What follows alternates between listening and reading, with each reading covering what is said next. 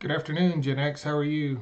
Waiting for my mod to jump in here, and then we'll get started. Hi, Joel. Mark, how are you doing? Hi, Tommy.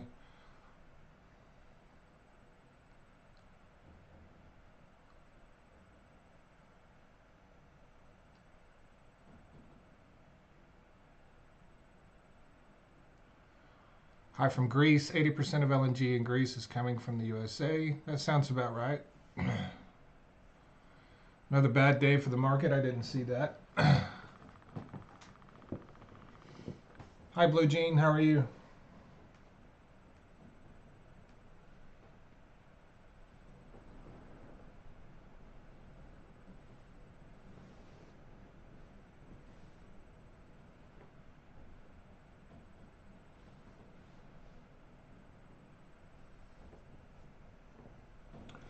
Currently losing my shit over tariffs. Really?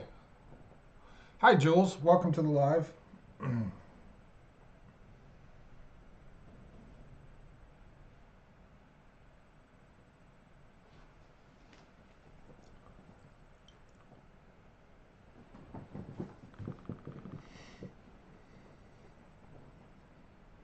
Yeah, we're going to talk a little bit about that as well. More pauses on tariffs. This is kind of what I've been saying for a while. I, this is going to continue on.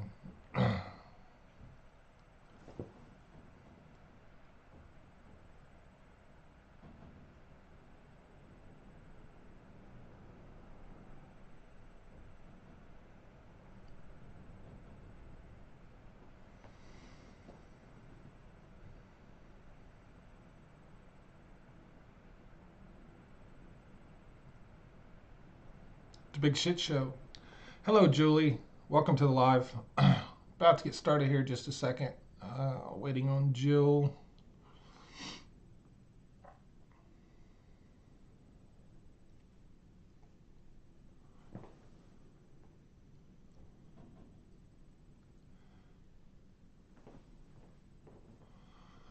Oh, wow. Thank you so much. I've never seen that before. Thank you so much for that.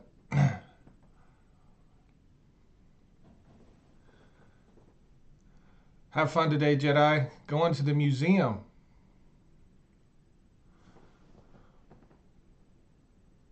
Is there a chance tariffs might actually work without causing a trade war? Well, work at what? Like, what specifically are the tariffs supposed to do? I don't think we're gonna have tariffs implemented for any amount of time either way.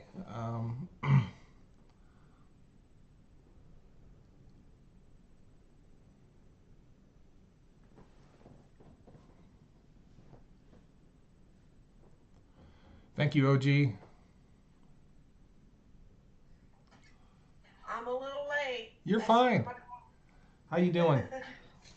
I'm all right. You all right? Yeah, the dog had to go out, whether I wanted to wait or not. So you let the dogs out? Yes, I let the dogs out. I was like, "Come on, let's go." Holy I shit! got I've been trying to figure that out for 30 years. It was me. I let the dog. Why did we let one out? The other. All right, I gotta get on YouTube now. Saudi Arabia's Garfield was 40% water cut 20 years ago. What do you think it's doing now? Well, if I had to guess, it's probably got a higher water cut now. I don't know.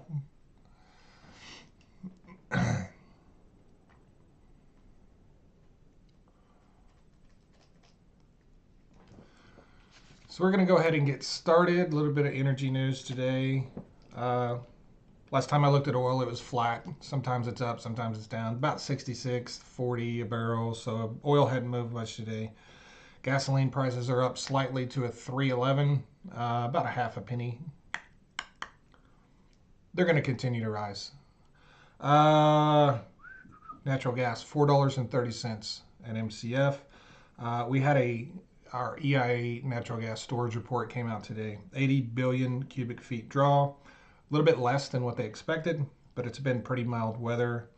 Um, Inventory is now 25% below what it was a year ago. We have 585 billion cubic feet less of natural gas in storage than we did a year ago. That will continue to put upward pressure on natural gas prices. Hi, Andrea. Thank you for coming in. Hi, Peter, Christine. How are you guys doing? Um we are 224 billion cubic feet below the 5 year average. So all of that is continuing to put upward pressure on natural gas prices. As I've stated before, this little bit of mild weather here between spring or winter and summer, we'll see a little relief from natural gas prices, but they're gonna start going through the roof again when it gets really hot. It's gonna happen. It's a thing. Uh, DOD came out today and said, no, we have not stopped anything regarding Russia cyber stuff, right? It's been all over the media the last few days that we stopped the offensive part of our cyber operation. Some people said we stopped the offensive and defensive.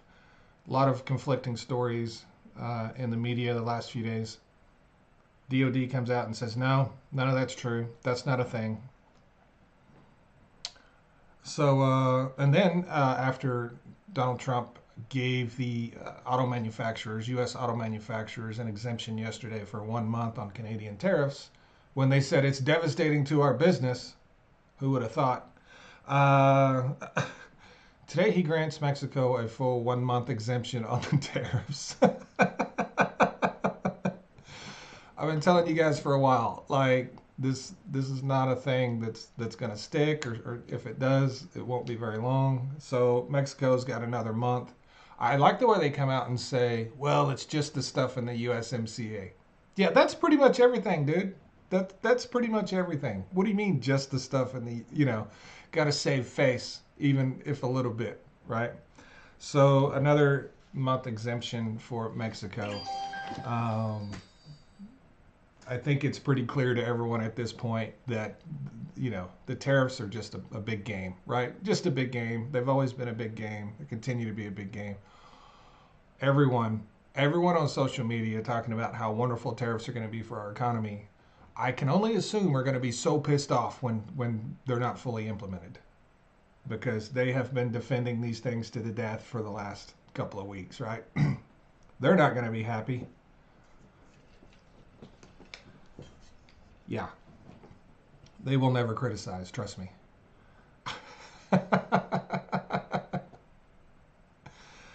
Last time I looked, Dow Jones was down about 550 points today, so that's another great day in the stock market. Another great day. 550, 550. The other day I said, 700 ain't bad, but when you keep having these day after day after day, that's not good, right? Not good at all.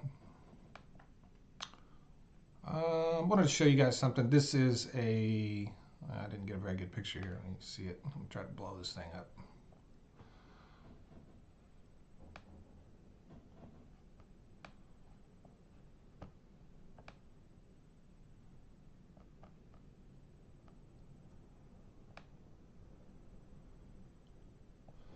New poll out today from Gallup.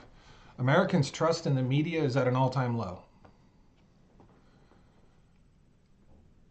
Americans' trust in the media is at an all-time low. Only 31%, not only, 31% trust the media. Who the hell are these 31% of these people, is what I'm wondering. Wow, 31% trust the media. That's crazy. 33 and 36% say they either don't trust it at all or they trust it sometimes a little bit, right? Lowest poll ever for media in the United States, out by Gallup today. Gallup finally figured out what the rest of us have been saying for the last 20 years. Yeah, Gallup finally figured out what the rest of us have been saying for the last 20 years.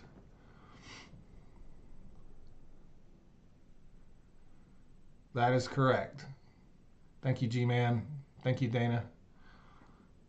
Fox News watchers trust the media, says Eliza. Michelle, Fox News boomers.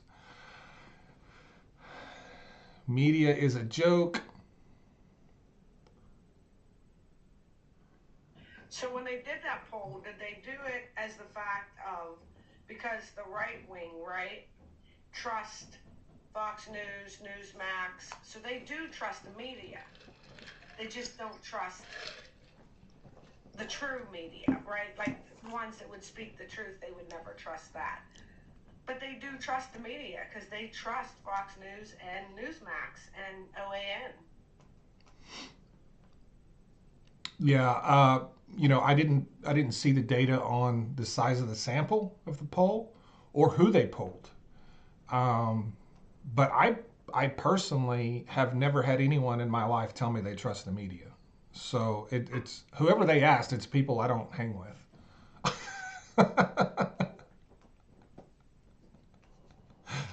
But that's just me, you know. I don't trust. There is I don't trust any media. I don't. I've paid for that a couple of times. I've paid for that, thinking, these folks might not be that bad. Yeah, they always let you down. They always let you down. I agree. I'm just saying though, the right wing do trust the media. They 100% do. They just don't. They just trust the wrong media, or they just trust the true lies, right? The full lies. Right.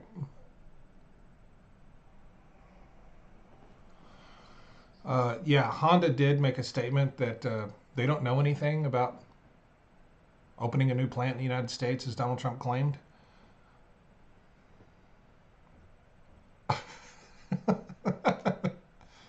They're like, yeah, no, nobody told us. Deja vu. This feels like 2017 all over again. The president's telling us about new factories and plants opening up in the United States, and those companies are coming out and saying, "We don't know what he's talking about. That's not a. We have no plans." So you can usually predict that stuff. Companies don't make decisions within a week of the president doing something. As far as opening up a new plant in the United States, you're talking about billions of dollars spent. Companies don't come out and say, "Yeah, we'll open a new plant." No, that's not how it works. It's not a thing. How you doing, Smarty Pants? Smarty Pants says he stopped watching the Canadian mainstream media about 10 years ago. I stopped watching media a long time ago, too. Pretty much all kinds, any kind. I don't care. I don't watch left, right, middle. I don't. I don't trust any of them.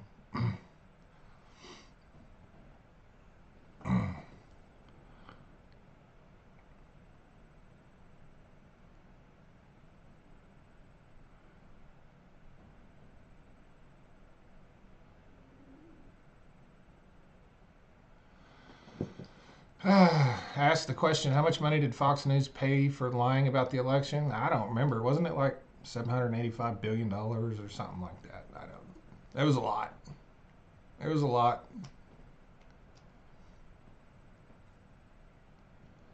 Yeah, transgender mice.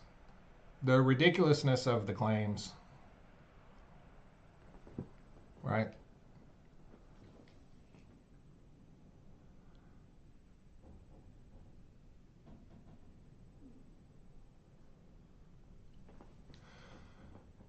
How do we get our news? You got to go read.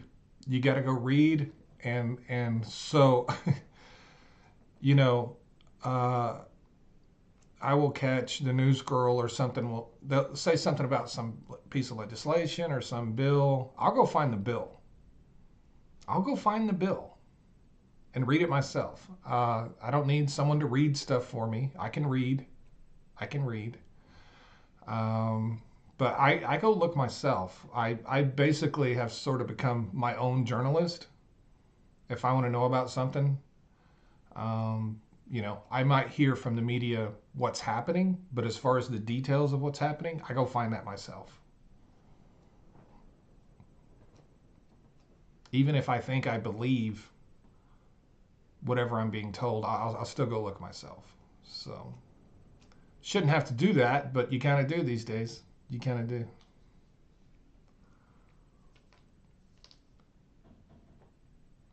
If CNN, MSNBC, and Fox News disappeared tomorrow, someone would have to tell me. Yeah, me too. Me too. 100%.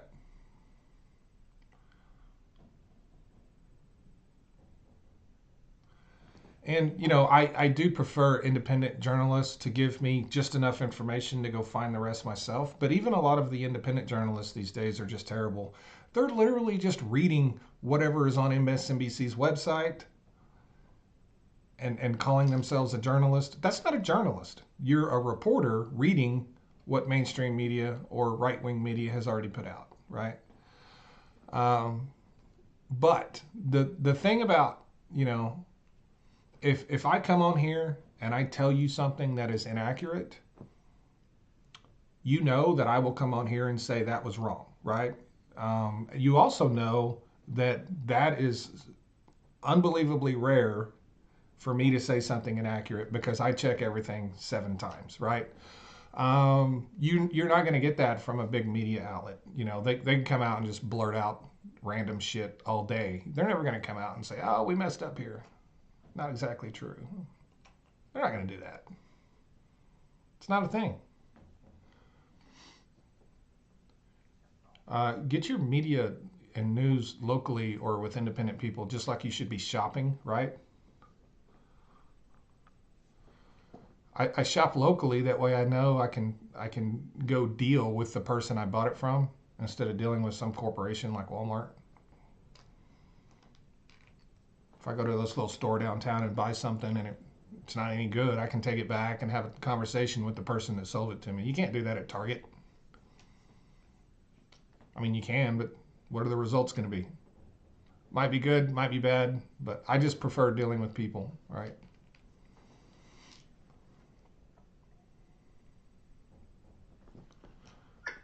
So this is where we are different. I don't like people.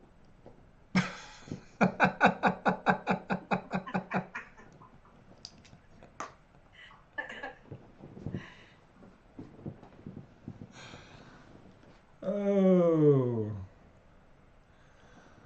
stock market 475, so it's gained a little ground today. Or not today, but since we come on.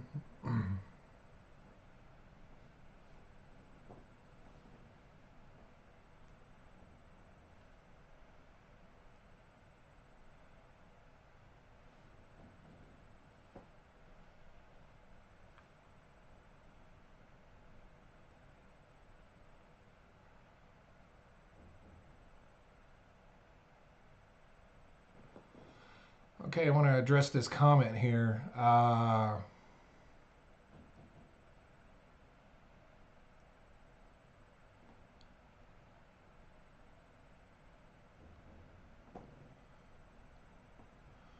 Why won't you answer Steve Ratner's chart on Morning Joe? I've literally made Steve Ratner change his own charts on Morning Joe. I don't know what you're talking about. I've called him out on his bullshit, and he's literally changed it because of me. So I don't know what you're talking about.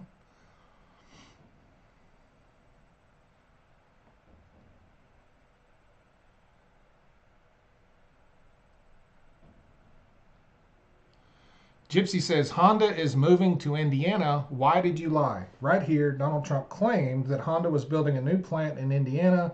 When asked about it, a spokesman for Honda said Honda has made no such announcement and will not comment on this. The Honda Civic has been made in our Indiana auto plant since the facility opened in 2008. Honda said, I don't know what you're talking about. We have made no such announcement. Straight from Honda.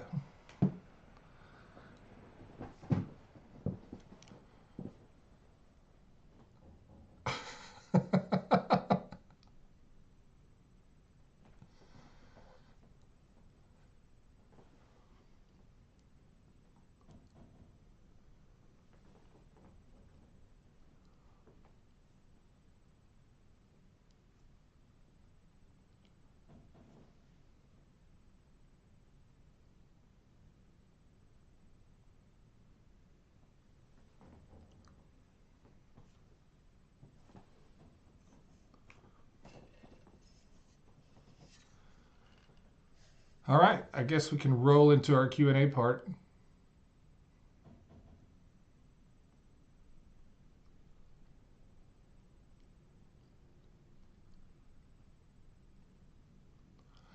I don't read the New York Post. Why in the hell would I read the New York Post? Are you serious right now? Why don't you just read the National Enquirer while you're at it and see what they tell us about aliens?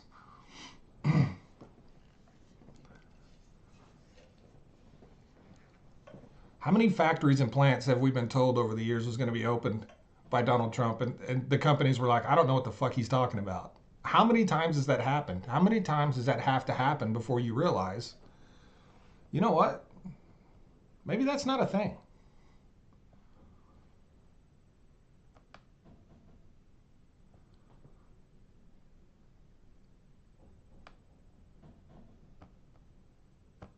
Maybe that's not a thing.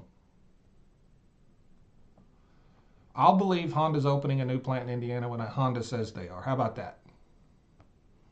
That's when I'll believe it.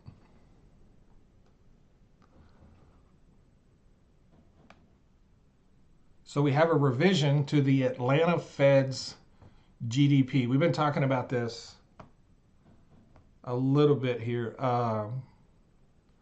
It's improved slightly, right? So to get you up to speed, the Atlanta Fed had predicted a 2.9% growth in GDP for the first quarter. That went to a negative 1.5% a few days ago. Then it went to a negative 2.8%, which is a huge contraction, right? Great Recession type contraction. Well, it has improved to negative 2.4%. So we went from negative 2.8 to negative 2.4. Hopefully that will continue to improve.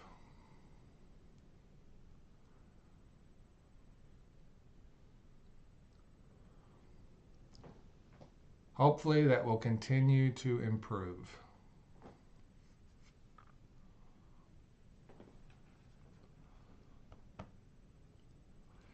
It's kind of bad when your good news for the day is still terrible news. You know what I mean?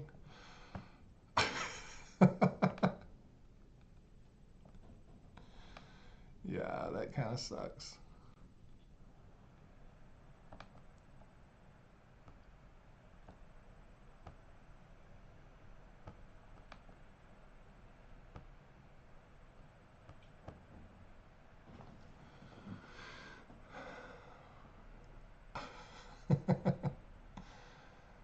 Yeah, that's true about the National Enquirer. Is that quarterly or month over month? So that would be quarterly. So that would be first quarter 2025, now forecasting a 2.4% contraction in GDP.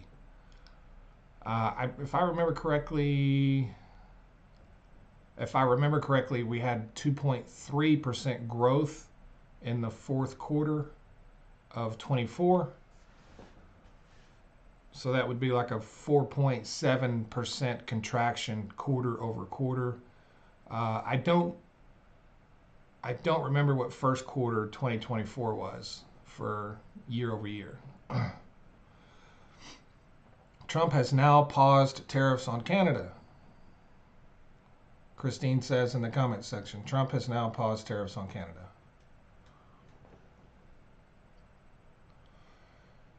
You never gave me a price on your Scout. 50 grand. 50 grand.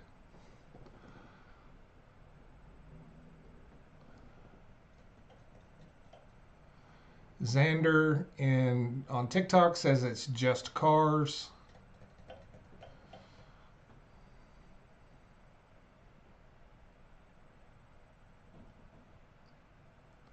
Last I read, it was auto manufacturers only. So I am not sure. Thank you, Diamond. Dow Jones down by 500. Tabitha says it's all now. So, Jill, would you mind looking at that? Do you have? Are you capable of looking? I can look. Yes.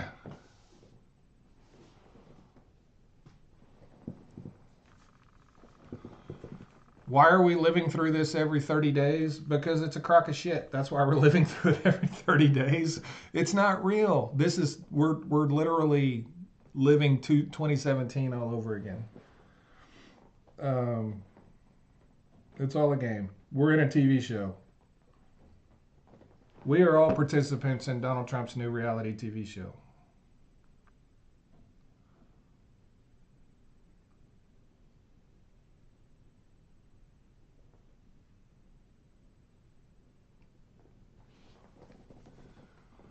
Hi, Karen. Welcome.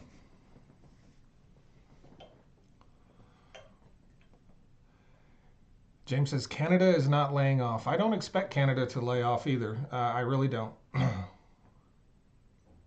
So, Trump pauses tariffs on some Canadian and Mexican imports until April 2nd. He granted temporary tariff exemptions for Canada and Mexican goods covered by the North America Trade Agreement, known as the USMCA. Yeah, So, that's what I had too. yeah.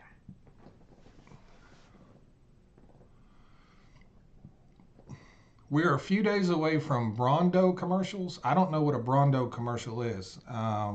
What is that? What I've, what is that? I don't know what that is. I don't know what that is.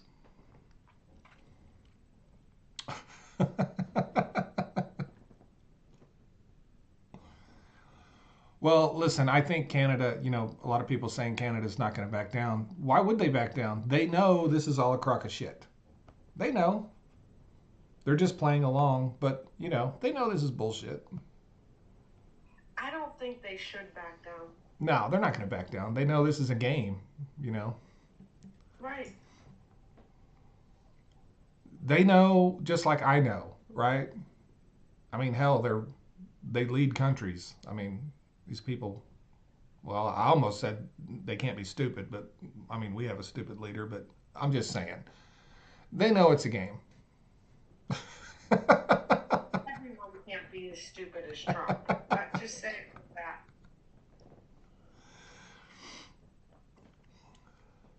Can you explain why people support a malignant narcissist? Because winning is the most important thing in the United States. Winning is everything in this country. People get up in this country, and I don't know how. Here, you just look at what we do to kids in this country. We got kids getting up at 4 o'clock in the morning to go practice football or basketball for 3 hours before school starts, and they do that for years. Winning is everything, and they do that again at the end of the school day. You have kids practicing their sports like 6 hours a day for their entire life so they can have that one moment in high school because their parents just live vicariously through them. Everyone's kid's going to be a fucking professional football player or a professional basketball player.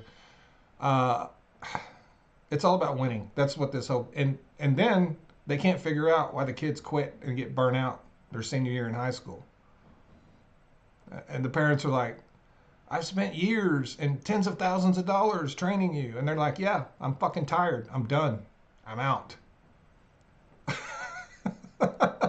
This is your dream, not mine, Pop.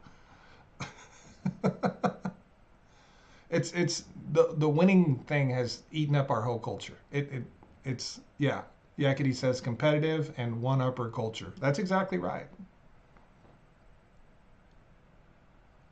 If my kid said you got to get up at 4 o'clock in the morning to take me to football practice, I would ask him what the hell he's smoking. You can get your skinny ass up and walk. I ain't taking you nowhere at 4 o'clock in the morning. It's not a thing. Not a thing. That's insane. And then they travel all over the country playing travel ball and all this shit. I know people that drive all over the damn United States so their kid can play softball.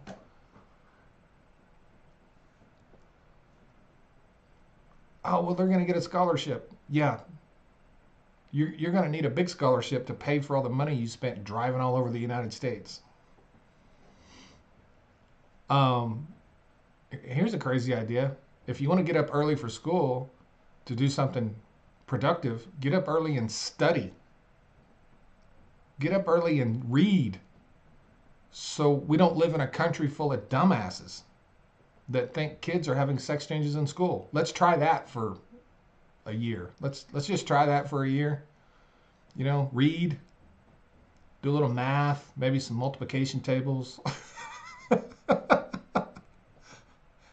You know what I mean? We're poisoning our kids' brains with dreams of being professional athletes. And what they don't understand is when everyone is working as hard, you don't gain any advantage.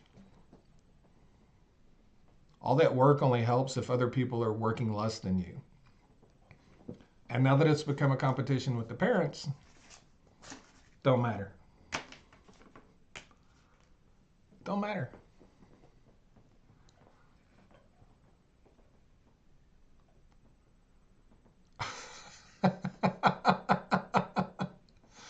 we we recently had a bunch of volleyball kids here in Kansas City. The amount of MILFs that were walking around was ridiculous. Okay.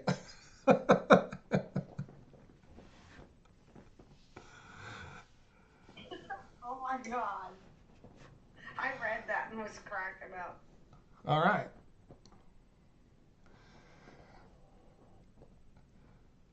They don't have tables anymore? Yeah. Well, I'm old. I don't know what they have.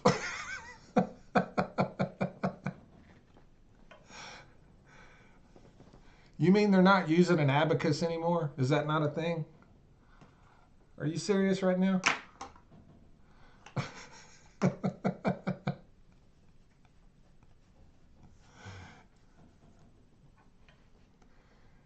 Dow is down 400. Well, it was down about 550 when we started. Maybe the Dow heard me speaking.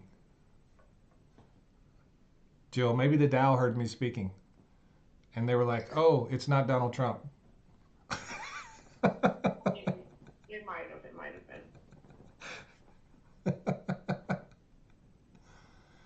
Oh, I need to reset my goal. Why didn't you tell me? Because you were talking. Oh, you can interrupt me.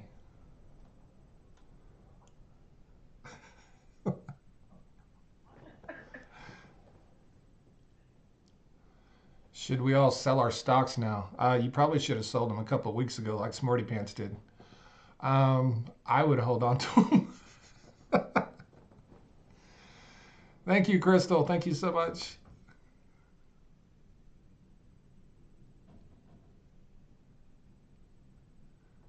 Sarah says, I send your videos to my dad. Thank you, Sarah.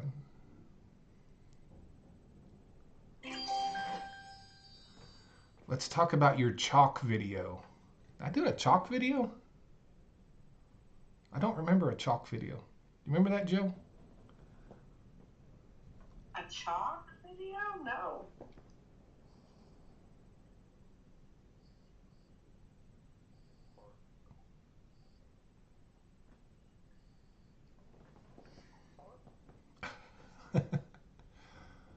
Oh, caulk. Caulk. Yeah. Okay, I remember that video. Yeah, the caulk video. Yeah, you have to say it a little differently. under the under the censorship guides of TikTok, I have to really hit the L and make sure it gets in there. Um, Yes. yeah.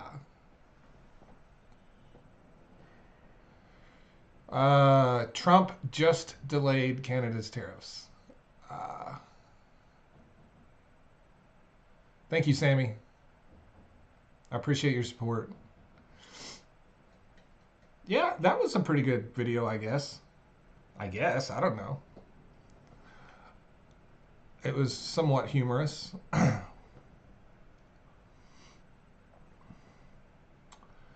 Trump just granted Canada another 30 days.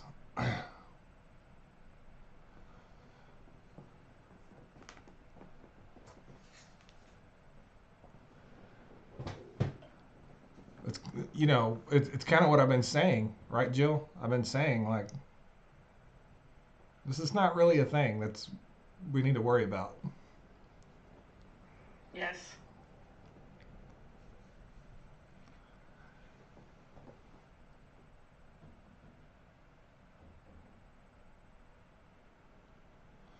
Trump is playing should I tariff or should I not as he pulls the petals of the flowers. I don't even think he's doing that. He knows he's not going to tariff.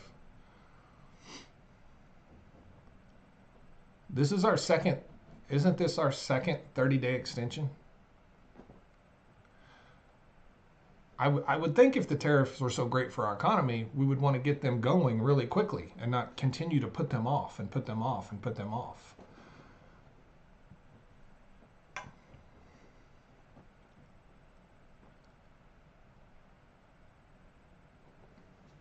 Yes, Sue, Canada will be fine.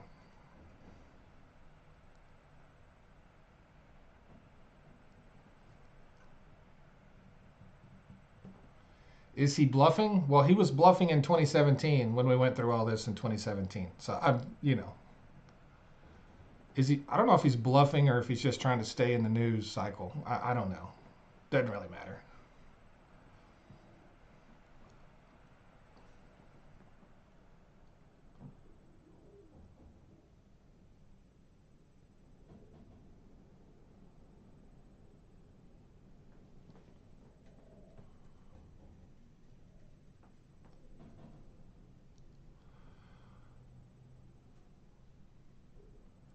I started watching your videos during quarantine. Love your content. I'm in university as a STEM major. Have you started talking about the Department of Energy yet today? I have not.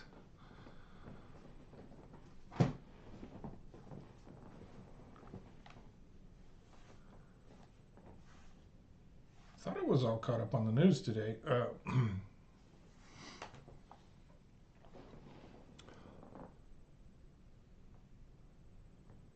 Do you know why Canada is taking Jack Daniels off the shelf?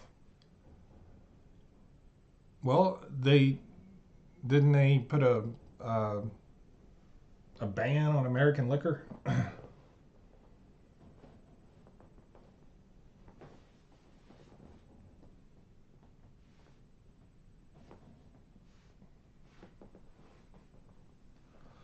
I have a question for the Canadians. How is it that taking American liquor off the shelves in Canada is such a huge thing? Like, are y'all a bunch of raging alcoholics or what? I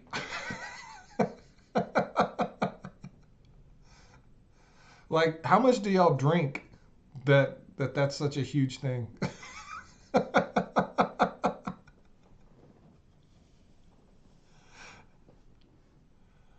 I mean, I know you got to keep warm in the winter, So I mean, I get it.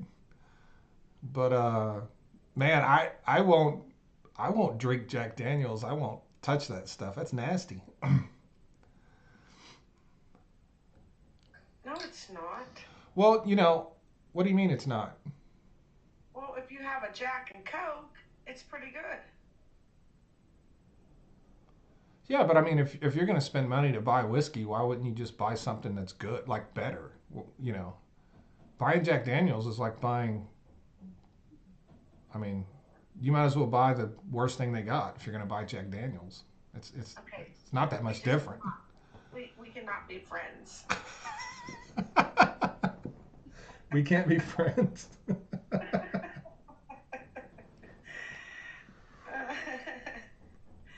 So when I was younger, that was my go-to drink. That is exactly what I drank. Well, I get that, but have you ever had any good whiskey? Yes. Oh, okay. And I prefer, well, I've never had no really good ones, but I've had better. But I prefer Gentleman's Jack, which is made by Jack Daniels. Yeah.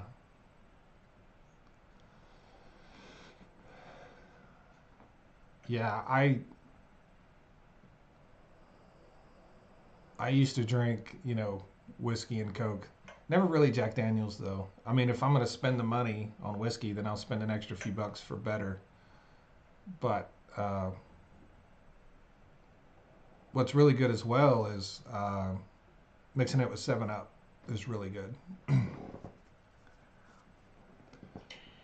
I'm not a huge drinker though, so I'm not you either. know, Yeah, I'm not either. right? I know you're not. So But back in the day when I partied a lot,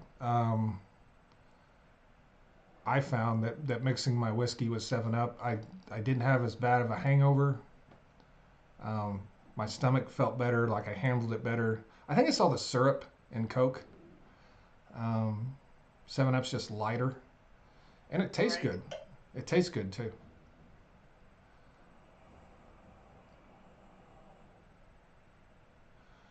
About the Department of Education, I heard. Have they made that announcement today? I heard he was going to make an announcement today that he was going to officially dismantle the Department of Education, but I haven't seen it come out yet. Yes, Huckleberry, Crown and Seven. Um, you heard anything about that, Jill? I did not. I have not heard anything about that yet. But I did hear earlier, or I heard this morning, that they were going to make that announcement today. But I haven't heard the announcement since then. So, Guess I'll need to update my Project 2025 list. you got a list going? Oh yeah. I'm just, marking off, like highlighting everything he's already done and putting beside it what it was and if it was finished, or I guess I can mark it off as done if he does it. Yeah. So Calvin says the press secretary said it's not happening today, and Francine says they reversed their decision on education. So we'll just see what happens.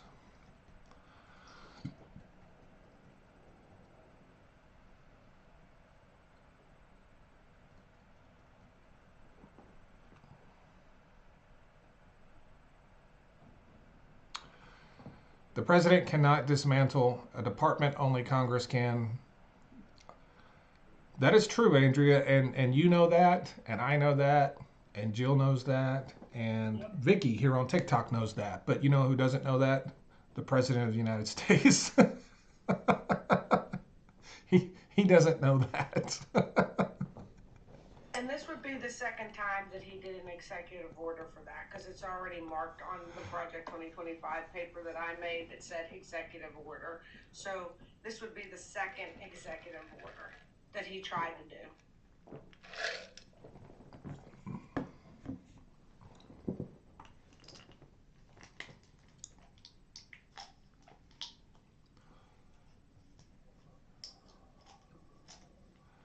I wonder if he uses these tariffs as threats to get payments under the table.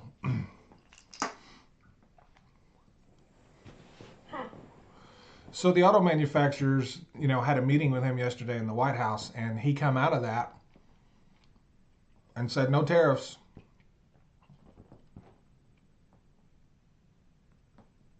You think they gave him something?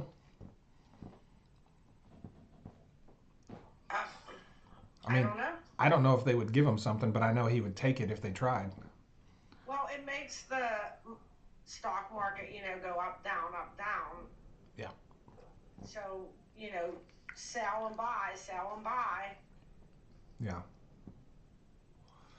Ryan, thank you so much for the silver membership. I really appreciate that, brother.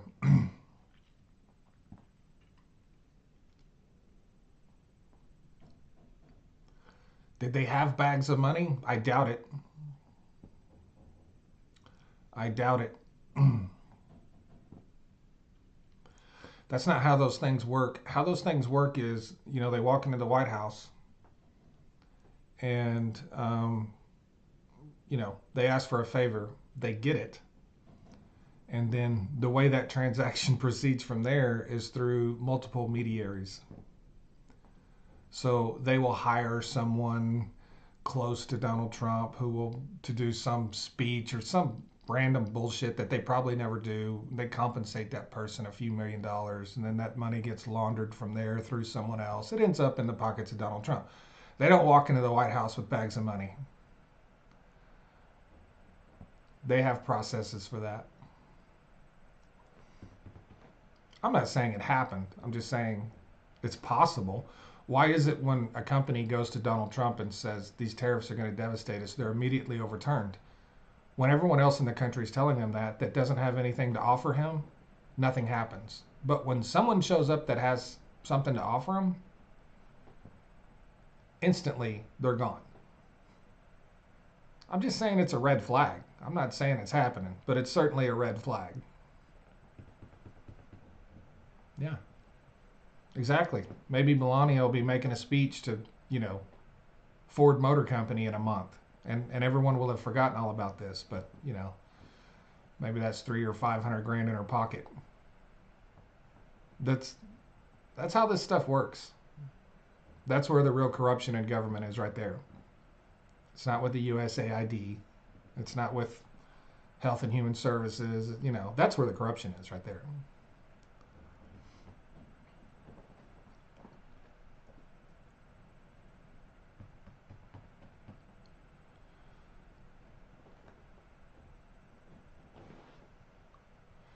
Have you seen The Distinguished Gentleman? I think so. I don't know.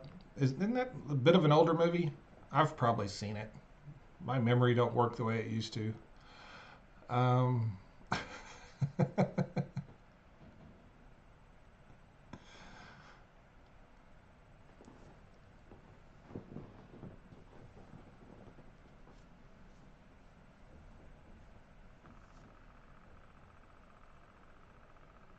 yes, don't forget to like and share the lives. Appreciate everyone, all your support.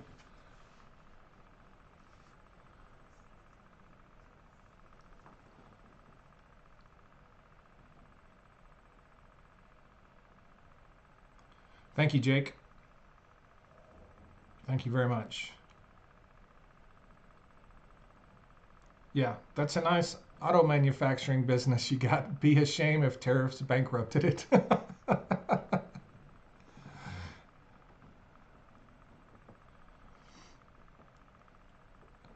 Spencer for Hire. Actually, I used to watch that. I think I was a kid. Yeah, I used to watch that back in the day. Hi, Allison.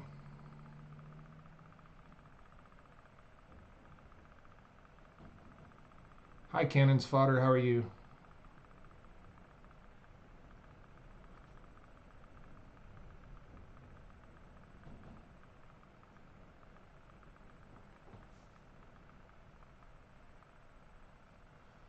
50% of crude oil shipped out of Vancouver went to China.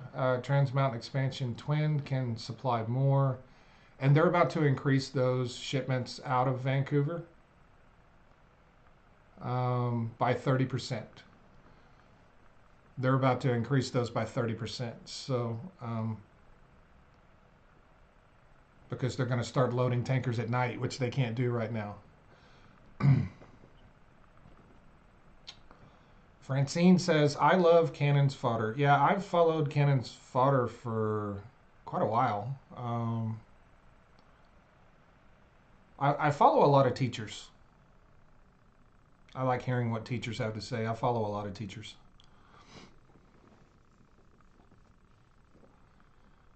How many wells are there in the U.S.? It is in the millions. There's about 2 million wells in the United States that aren't even producing anything, that are just shut in. There's about 2 million shut in wells in the United States. Uh, as far as producing wells, there could easily be, honestly, I'd be guessing, it could be 3, 4, 5 million.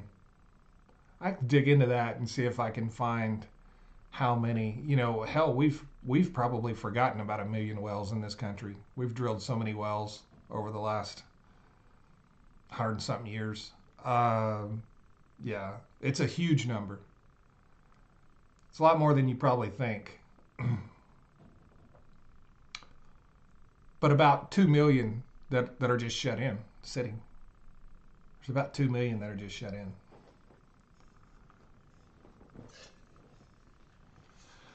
I bet it's a gajillion wells. It's a lot. I don't know how many it is, but it's a lot. I've studied, orphaned wells and shut-in wells a lot, capped wells, but I've never bothered to go look at just how many total wells exist. I know there's about 160,000 orphaned wells in about 100 square mile radius from my house. Yeah, yeah, that's a lot.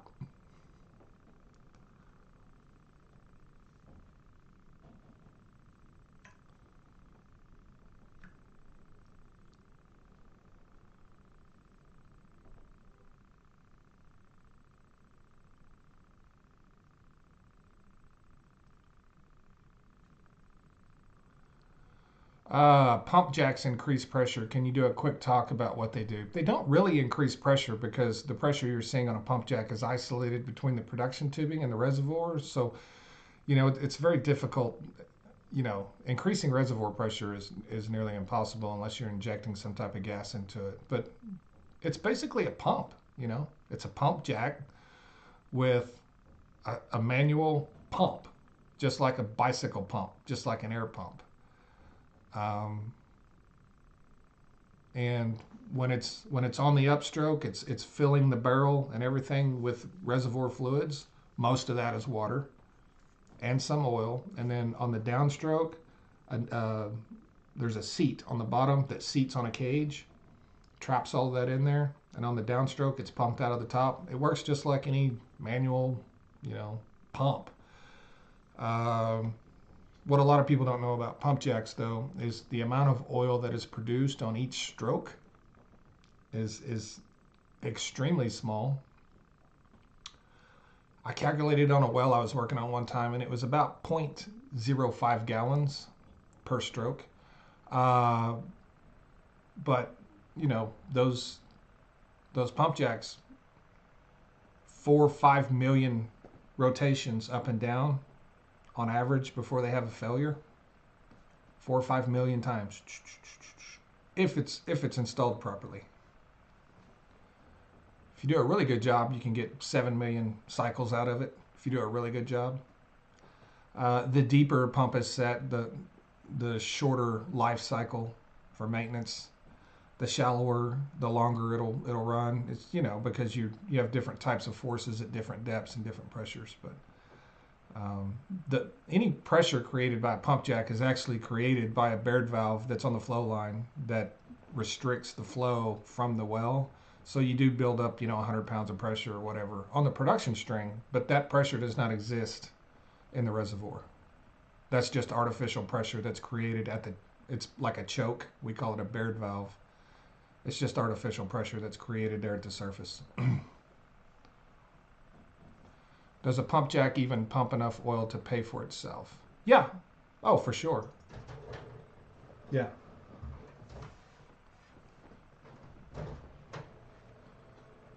Yeah. Absolutely.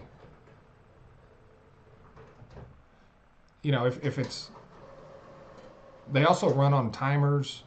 They have pump off controllers. So if your fluid level gets too low in your well, it'll shut off and it can sense. You set that on a timer, shut off for 15 minutes, 30 minutes, however long, give fluid time to build back up in the well before it starts pumping. There's 1,000 ways to operate a pump jack. But yeah, they absolutely pay for themselves, or they wouldn't exist, right? Um, isn't the Alaskan pipeline old? I remember in my 20s it was being built. The Alaskan pipeline was completed in 1977. So it's what, 48 years old? 1977 is when we opened the Alaskan pipeline. Has a 2 million barrel per day capacity. But yeah, so it's been around since the 70s. You know, been around since the 70s.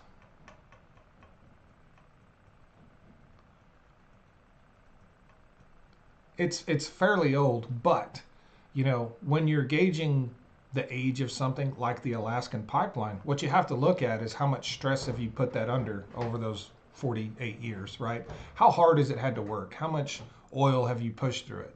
And, it's currently operating at, I believe, about 20% of its total capacity. Um, it's not operating anywhere near its capacity. I think it's about 20%. So there's not like, as long as they're treating it with, anti-corrosives and things like that, corrosion inhibitors, biocides, anything like that that they need to add to what they're flowing through the pipeline to preserve the pipe. There's no telling how long that thing will last, especially only running at 20%. If it was running at 90%, that'd be a lot different. You know, it's a huge pipe. If I remember correctly, well,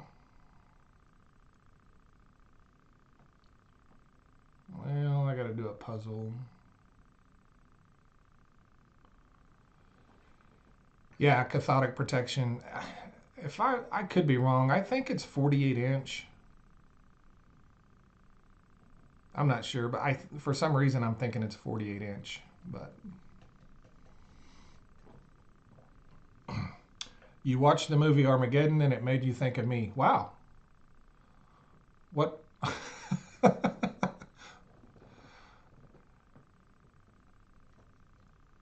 Oh, I forgot. Yeah, drilling on an asteroid. Was that a good depiction of drilling when they were on the asteroid? No, that was not a good depiction of drilling. But, they're in space. So, I mean, it's a movie, but no, that's not what drilling looks like at all.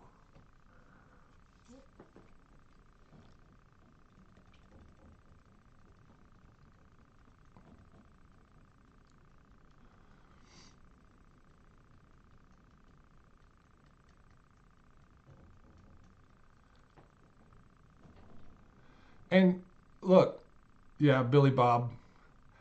Um, the whole look, the whole concept of that movie is completely false anyway.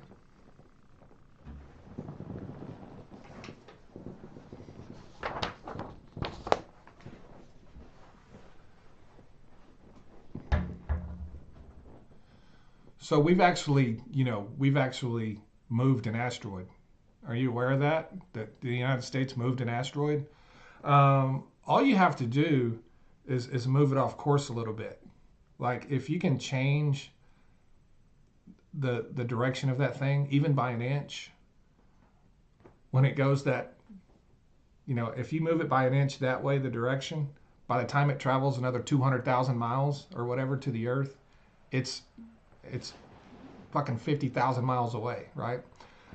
So that's how we would handle an asteroid. We wouldn't go up there and drill a hole in it. That's not a thing. We would just move it.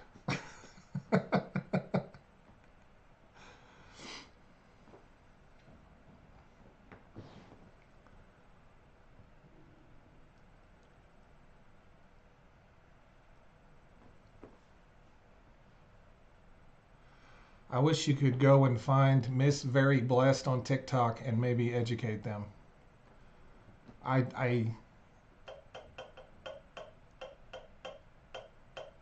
I mean I feel like I probably couldn't, but I'm gonna write that down just in case they said something that'll make good content.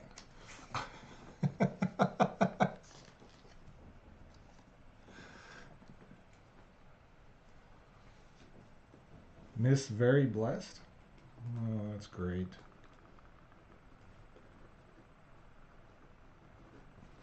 Another clown.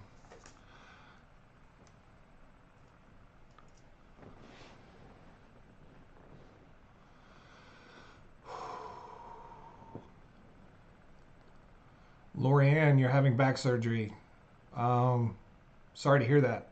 You know, they do great things with medicine these days. I've had 3 back surgeries, and after the last one, they said you're going to need another one uh, someday, right? So, do you want us to do all this stuff now, or do you want to wait till later? You want us to just patch it up, or wait till later? I said wait till later. If I could make it another 10 years, the technology will advance so much that it'll be basically be an outpatient thing. And it's been 20 years. So Those are tough. Hi, Tracy, not Stacy. You've had 9 back surgeries. Holy cow. Are the tariffs paused again? What I know for sure is the tariffs on Mexico are paused and the tariffs on auto manufacturers in Canada are paused. Some people have said that they went ahead and paused everything on Canada. I can't confirm that. So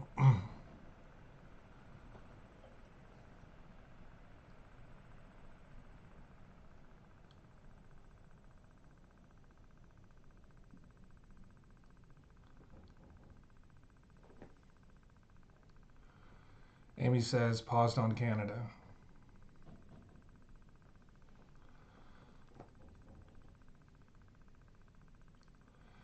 Yeah, my back issues stemmed from an injury I had when I was young in the oil and gas industry. So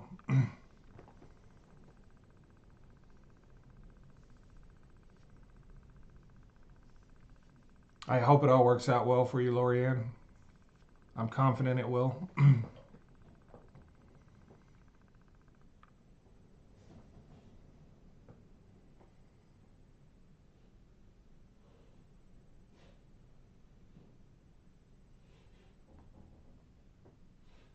AP is reporting a pause on Canadian tariffs. I don't know that much about Trump's plans for the crypto reserve thing. That's not my wheelhouse, and I haven't really read about it. And I probably know as much about it as you do. Honestly, I don't know that much about it. Thank you for the gifts. Hey, Jocko. Um, Thank you all for the gifts. Please gift the moderator, please. Thank you so much. Lots of corn.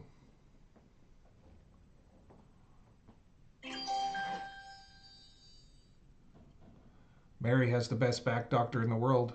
If you want a great back doctor, go to Mary's. He's the best in the world, or she's the best in the world.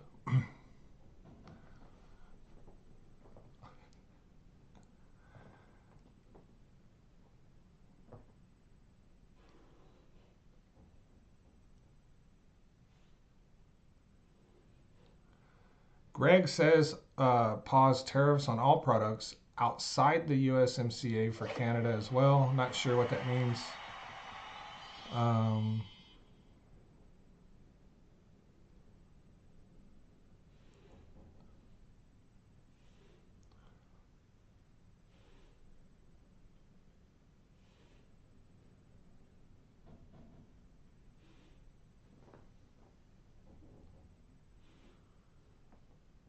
I'll reset my goal.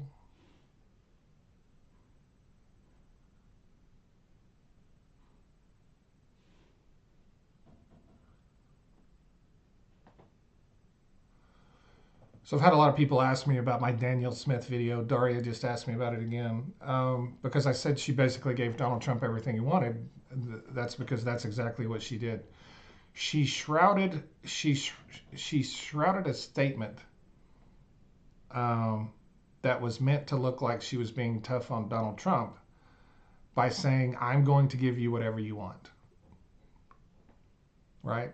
She said some things that made people believe that she was being tough on Donald Trump. But in the middle of that, if you say, "I want to double oil exports to the United States," then you're giving Donald Trump exactly what he wants, if that's what you want to do. Because that's exactly what Donald Trump wants. He wants more Canadian oil. And he hasn't said that, but that's exactly what he wants. That's what he wants. That's why he wants the Keystone XL. That's why he's saying, "I don't need Canadian oil," because he wants more of it. That's how Donald Trump is. So when Danielle Smith comes out and talks about doubling oil exports to the U.S., she's basically saying, "Hey, I agree with you. I want to do that too." So, and I think kind of the tough language she used with him was just to play on his emotions, maybe respect her a little more because she's being tough. But it's not at all practical or not likely even possible to double our exports or for Canada to double their exports in the United States. And Canada would be crazy if they did that. Honestly, you're gonna you're in a situation right here with Donald Trump where he's making all these threats, and even though I think they're empty threats, if your ultimate goal is to increase the value of your biggest natural resource, you're sitting on one of the biggest oil and natural gas reserves in the world, right? You have this monster natural resource. The last thing you need to be doing with that is sending it to places that's just going to keep depressing the price of it. That's the last thing you need to do with that. You need to send that stuff to the East Coast, and you need to send that stuff, if there's a way north, if there's access to some kind of water or port going north and west, and you need to go every direction except south. It's it's pretty simple. If you're in Canada, go anywhere but south. Go anywhere but south. Looks like the Dow Jones was down how much? 427 today? Is that what that said? Closed down 427 points.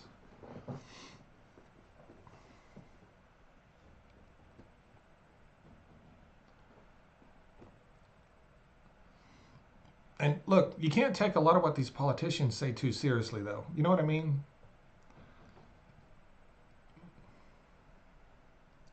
It's totally possible that Danielle Smith's statement was completely coordinated with Donald Trump. You know, this is all for public ears, and that's why I don't take a lot of what they say seriously.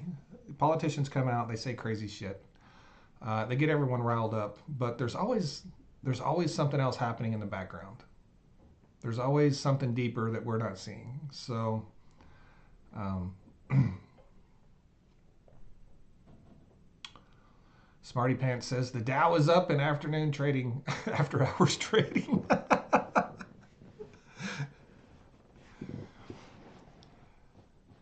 Did you get that from Bob?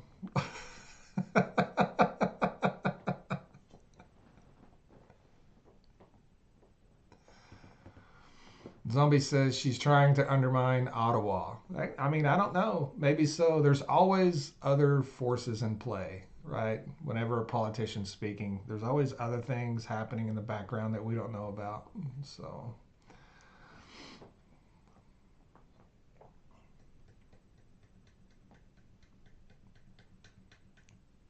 yeah, not Bob.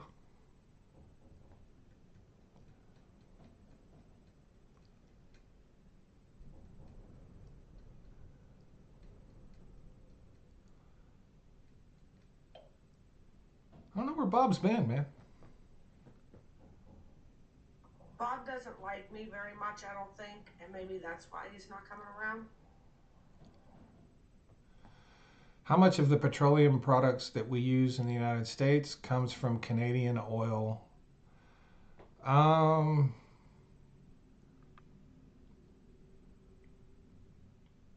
Probably around 25% of all of the Canadian product, or Canadian, about 25% of all of the petroleum products that we use in the United States comes from Canada.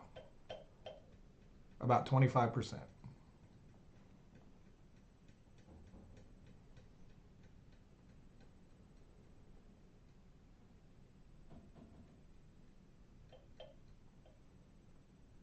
Somebody might need to check on Bob. That's true. Thank you, Wolf Dad.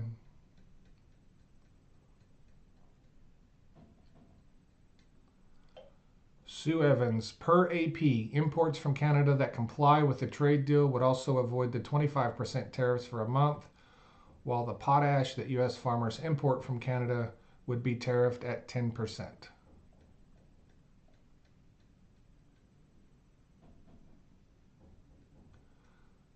So, no 25% tariffs is what I'm reading. 10% tariffs on potash?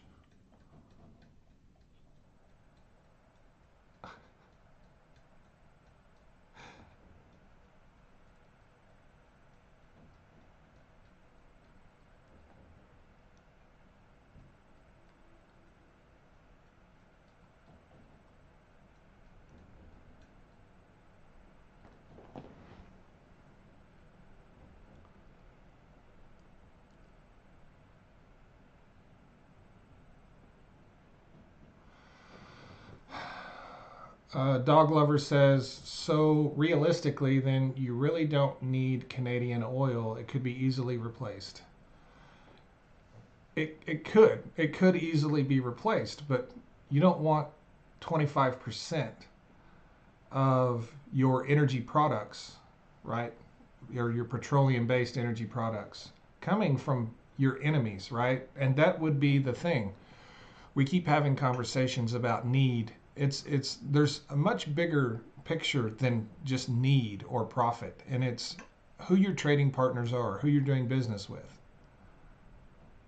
Um, the fact of the matter is, since Canadian oil is the price it is because it's trapped in this market, we're getting to buy something cheaply from our closest ally. Why you would pay more for something from your enemy? That makes no sense to me. That makes absolutely no sense to me. You know.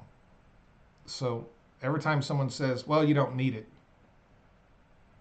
need has a lot of definitions, right? There's a lot of variability in need. We need to be doing business with our allies and not our enemies. That's what we need to be doing. So, if we don't want to use Canadian oil anymore and we want to help fund Russia's invasion of Ukraine, then I guess we could start buying Russian oil again. And we can fund their invasion while we're funding the defense of their invasion, you know. It would it's just, you know, this transactional, this is what happens when you look at everything from a transactional nature instead of big picture. I mean, anyone can print numbers on a spreadsheet and say we need to do this or that, right? There's It's such a remedial way of looking at the entire situation. You have to look at all the factors involved. In my opinion, we need Canadian oil for many reasons, and that go way far above and beyond the price of it. There's 1,000 reasons. There's 1,000 pros to purchasing Canadian oil. There's none to purchasing Russian oil or Saudi Arabian oil. There's none. There's no positives to that. All the positives are in buying Canadian oil. That's it. That's it.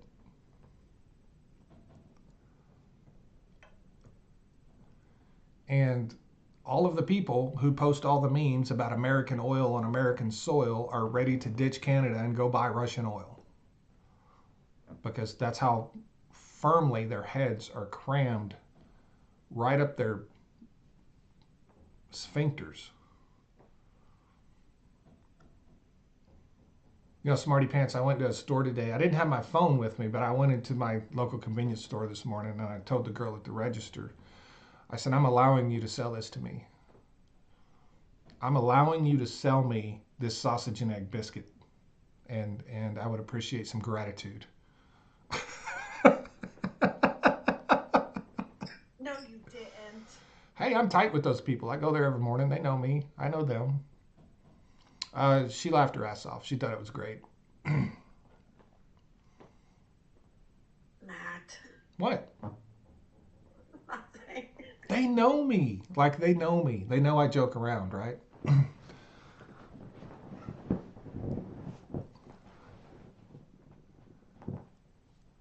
Like the day I went in there, this lady was working who was supposed to be off that day. She had worked like 2 weeks straight without any days off. I walk in there and she's working. And I'm like, why are you here? You're supposed to be off. And she's like, well, they needed me to come in. I was like, fuck them. What I didn't know was that her boss was standing at the other register. But that's neither here nor there. But I know these people. I'm not saying this stuff to strangers. They know me. They see me every day.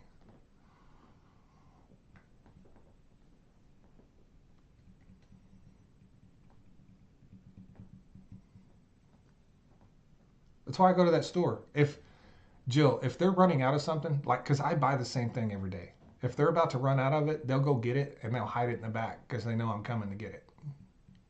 Like, that's how it works at my convenience store.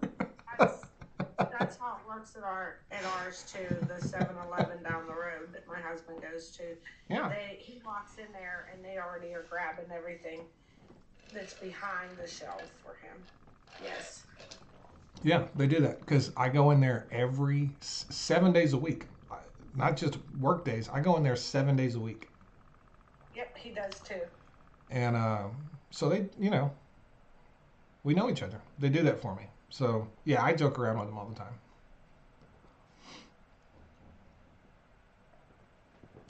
After his cancer surgery, I was going in and they were like, "Where's your husband? Where's your husband?"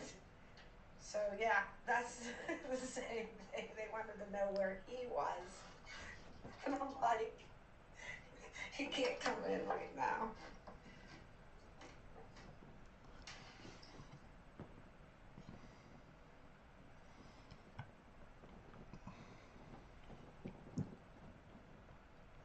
I have an inconvenience store. I have a little neighborhood convenience store that I go to. It's a really small convenience store, and I don't like going to big stores of any kind, so I don't go to Walmart. Um, but yeah, even my convenience stores are small.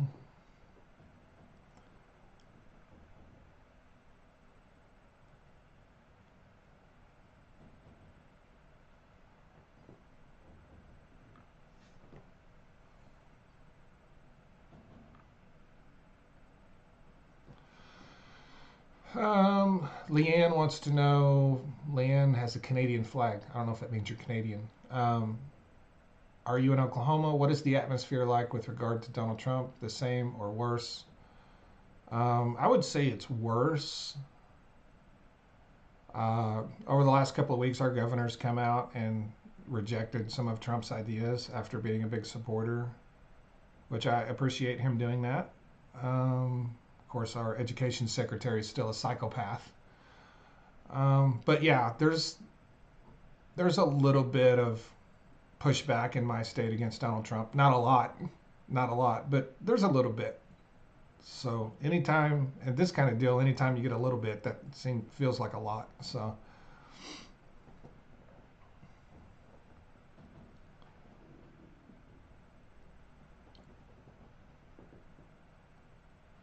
thank you, Jules.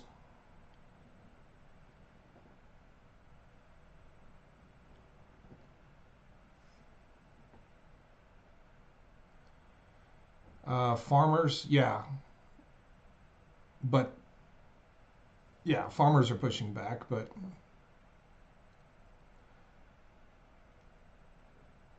and honestly, I'm tired. I'm tired of seeing the farmers on social media cry.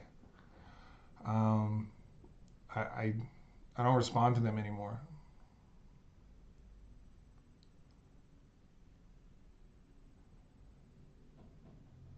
Now that something is affecting you, you have a problem.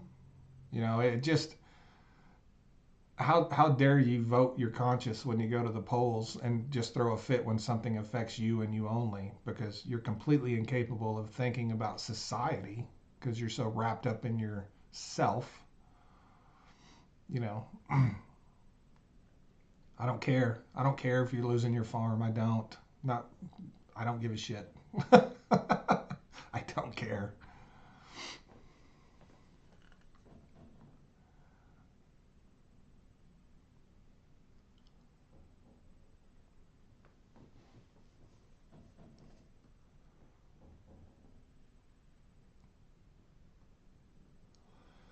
Yeah, farmers will get another bailout. They will.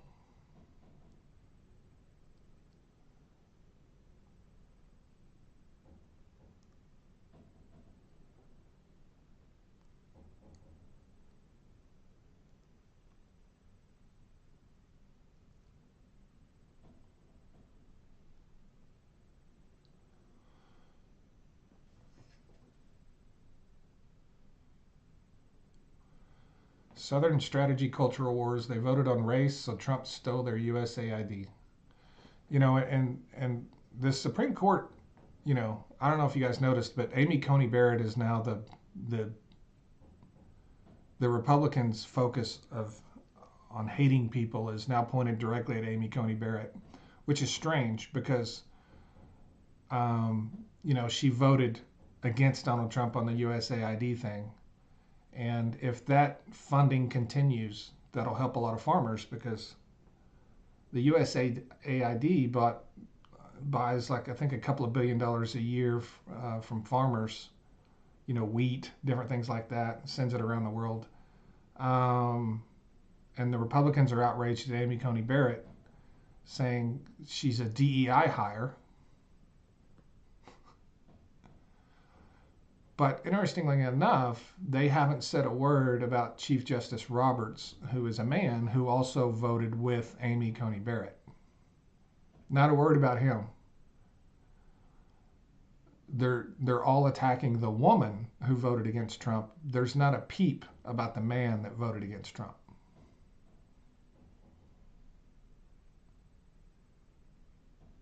But what do you expect? You know what I mean?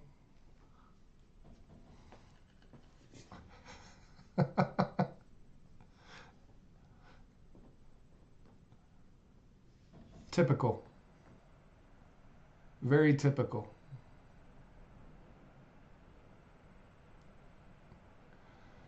Dave Langley, thanks for the question.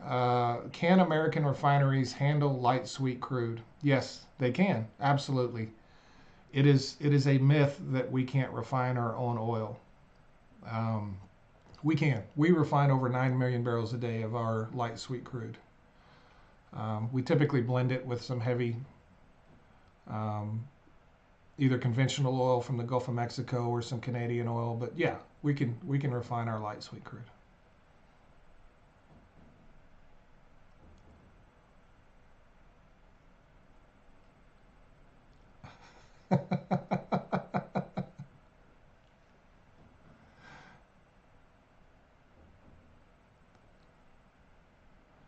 Right. They never say lock him up. It's always lock her up. You know, lock her up.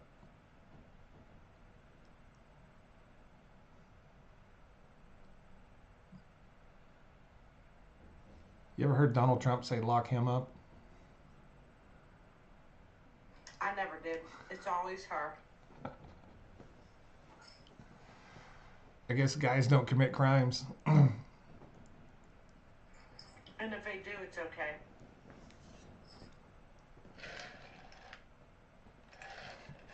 Yeah, because they're very good people. Better than women, right?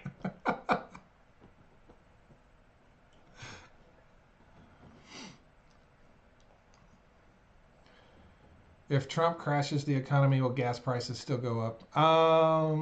Wow, thank you so much for the galaxy. I appreciate that, user. Thank you very much, user. That is awesome.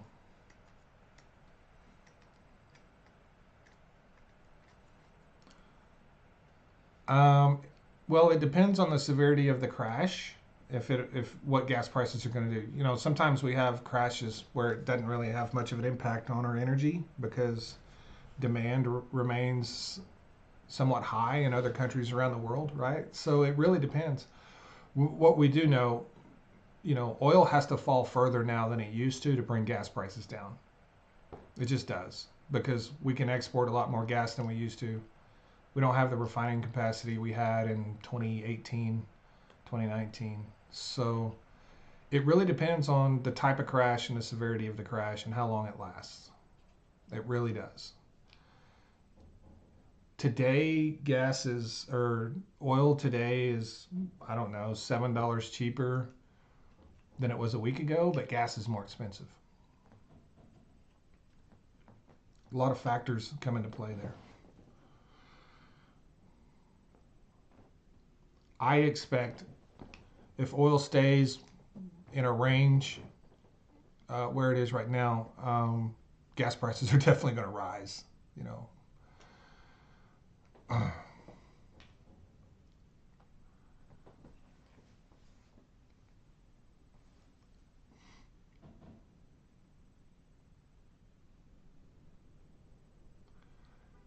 yeah, natural gas has been going up for a while. And unfortunately, if gas prices were to fall, which I don't think they will, any savings that you would see at the pump would be dwarfed by the amount of money you're going to be spending on your utility bills as natural gas rises. So, if something like that occurs, if I don't know, if gas falls 20 cents or some crap, um, a lot of people will be celebrating that until they open their utility bill and it's $1,500.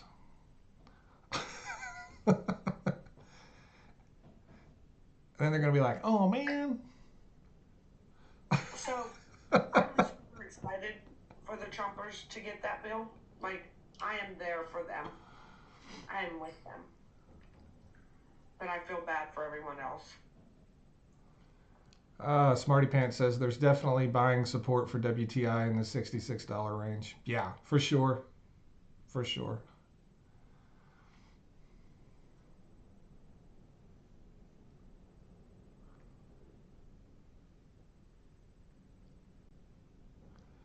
How much money do we need to restore that refining capacity? I don't know.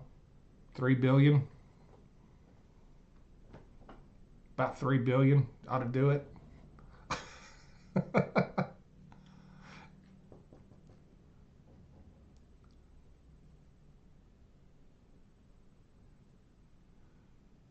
How do car makers continue to justify their absurd pricing for vehicles?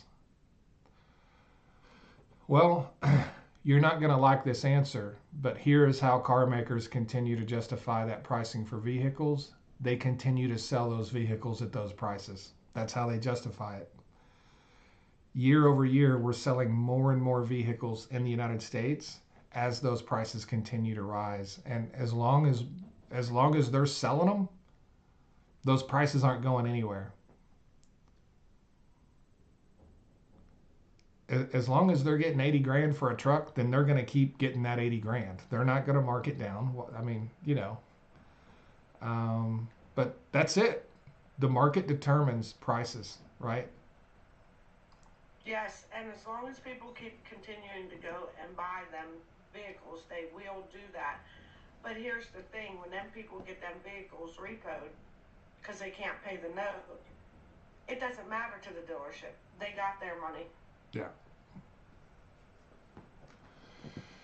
Yeah, and one of the things that um, one of the ways that these dealerships and these auto manufacturers were really allowed to exploit the customers and just explode the price of their vehicles was by utilizing banks, credit unions, and financial institutions and utilizing them to further extend the term of loans. When I was a kid, you couldn't get a car loan on a vehicle. 60 months was as high as you could possibly go. You could not go any higher than 60 months. Most people did 36 or 48-month financing. Of course, you were borrowing $7,000 to buy a brand new vehicle. Today, you can finance a new car for 10 fucking years. You can finance a car for 120 months now. And when you push the payments out that far and that long, you can really mark those cars up because the only thing buyers, a lot of buyers, unfortunately, in this country, the only thing they care about is what's my monthly payment. A lot of people go to car. I have a couple of friends that sell cars. People walk out of there not even knowing what they paid for the damn car. The only thing they know is what their monthly payment is. They walk into a car dealership and they say, "Yeah, I need a $600 monthly payment." Well, hell, I can set you up with a $600 monthly payment. It's going to last for 10 years, but I can damn sure do it. You know, that's all they care about anymore is what is this going to cost me every month? You know, and then so they get a 10-year loan on a car, and 3 years into it, they've completely trashed the car, and they're $30,000 upside down on it. So they go trade it in, and they stick that 30 grand on top of the next loan for the next car. Like it's become a total scam. Um, it's become a total scam.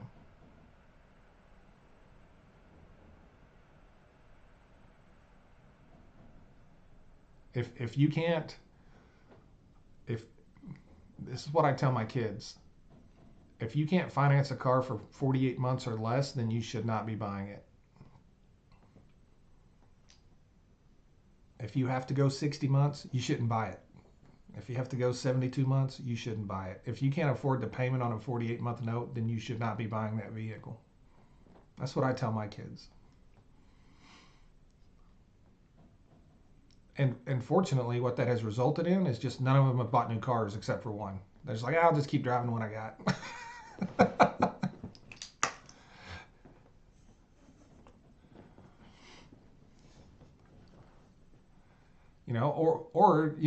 They jump out and they finance it for 8, 9, 10 years, and they say, we'll just pay a little extra every month on the note. We'll pay it down. We'll pay it down. They never do. They never do. They don't pay any extra. You know, the car business in this country is just turned into a total scam. But that's because we don't educate people in this country on finances. We don't teach kids in school how to operate a household budget. We don't teach them about credit. We don't teach them about things that matter, day to day life stuff. We don't do that. Why would we do that? So, all these kids go out in the world, and if they didn't have parents that or even if they did have parents, there's a good chance they don't listen to them. It's pretty rare to have kids that listen to their parents, but if they weren't taught well by their parents, they probably go out in the world. They make a lot of financial mistakes in the first 5, 10 years as adults being out of school, and they spend the rest of their life trying to catch up and pay for that. Costs them a fortune on their retirement at the end. But we need to be educating these people on how to run a damn household, on credit, on how money works. You know, that is the one thing that I have worked really hard on with my kids, is teaching them about money, how to save it, how to, stupid things people do with money. And they're a lot better off than I was when I was at their age, because nobody taught me nothing. So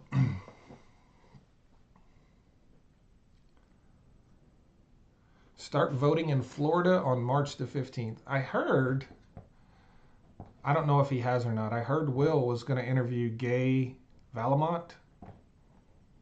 You know anything about that, Jill? I heard that he's going to interview him, but that's it. That's all I heard.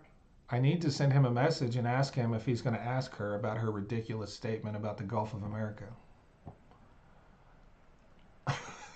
When she did that, I was like, what the? And I didn't know she did that until I seen your video. Yeah. I know. I said he. I know I did. I meant her.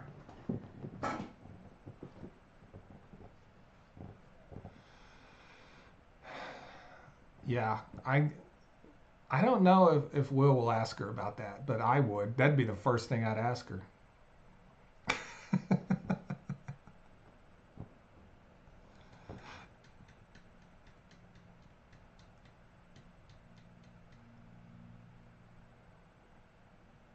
you think that they'll ask her? I don't think he will. I don't know. I don't think he will. I don't think he will either. You messaged her about it, sister? So a lot of people messaged her about it. I've probably had 20 people tell me that they messaged her. And I know a few other people that follow me that stitched her video and told her she was wrong and she needed to retract her statement, but I don't know if she did or not. But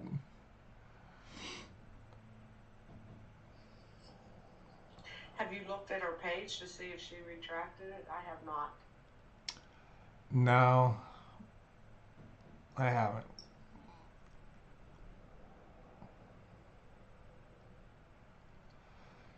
Yeah, I saw when Hawk had her on. I didn't watch the whole thing. I watched part of it.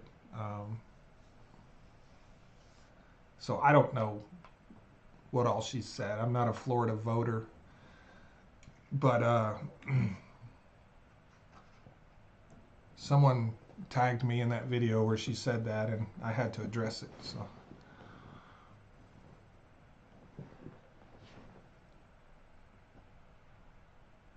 very windy today where I'm at.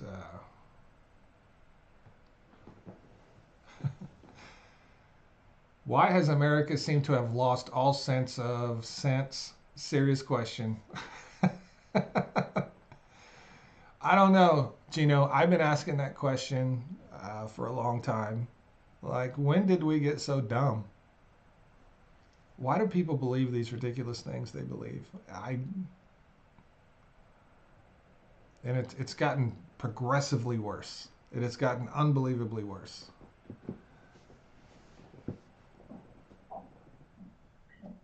So, um, it has gotten way worse. I know people who were, I consider, not dumb, that are now dumb. I don't know what happened. Did they have a worm like RFK? What happened to these people? I don't know. I don't know. PL says my first house cost less than my car today. My first house was $25,000,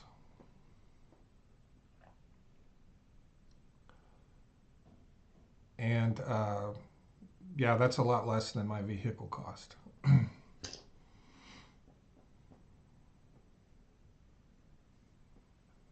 Yeah, my first house was $25,000. And,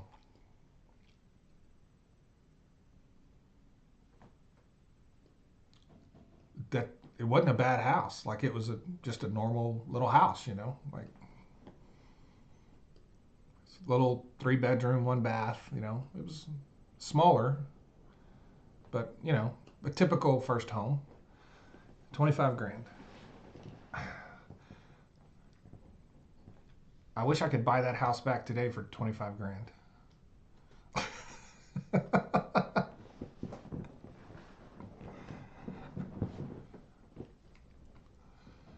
When I moved out of that house, when I bought my second house, I moved out of that one. I had paid for it, and I kept it for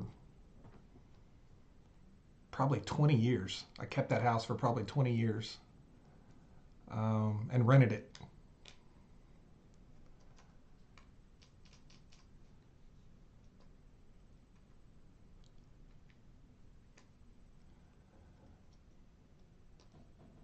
And then I sold it for like 100. What I'm curious about is why everyone thinks this is an airport and they need to announce their departure. Just fucking leave. It's not an airport.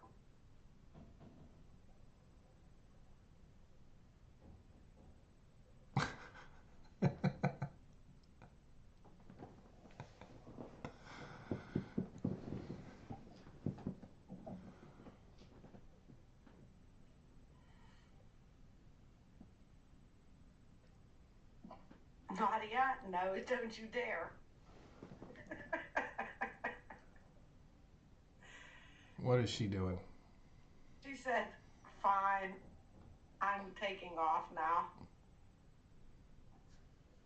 She's joking because she was dealing with the person who announced their departure. Mm.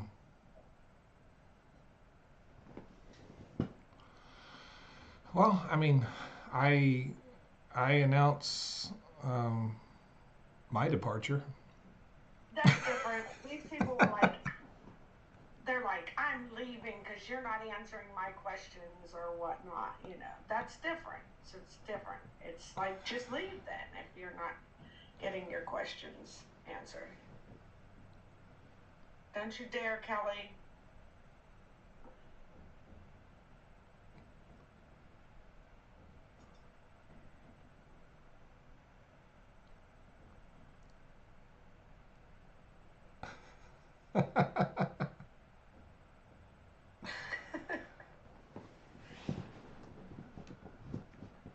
Thank you so much, Beth, for the gifts. Uh, and also Beth.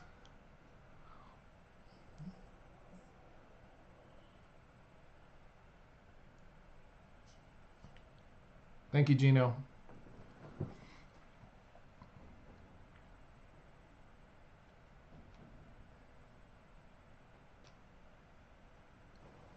That's true, Don. You know, if you tell a lie enough, it becomes the truth. It's absolutely that. You know, they even rewrite history on lies. So,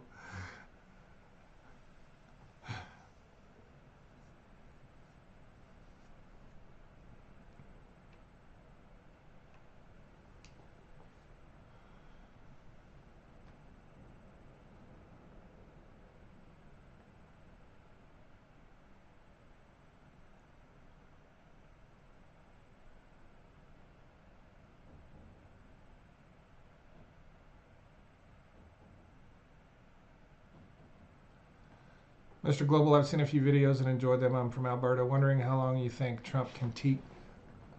I think you're asking, yeah, how long will he keep the tariffs up? He won't. I, I, I've been saying this for a while. I don't even think they'll be implemented fully ever. And if they are, I think it'll be like a day or two. I've been I've been saying this for a minute. Like we went through this in 2017. It was all bullshit then, and I think it's all bullshit now. He's just trying to get everyone riled up. He's coming to office. He's like marking his territory like a dog, you know, pissing in a corner or something, trying to show everybody he's the man. I don't think he'll keep it up at all. I think this is all a waste of time, honestly. This is all a waste of time, you know. Just is. That's what it is. So, yeah.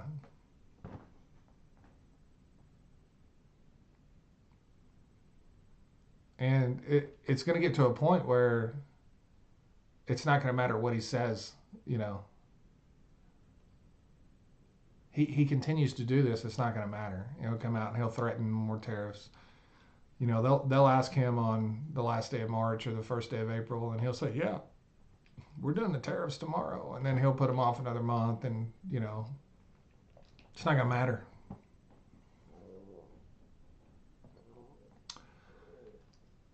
Did you see the bills that just passed the House? I did not.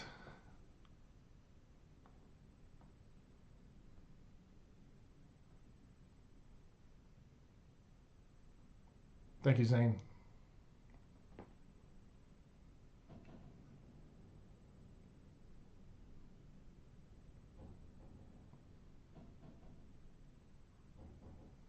Thank you for the gift mission. Jill, I got up this morning and I never look at it, right? But maybe once a week or once every 2 weeks, I got up and I looked at my LinkedIn page.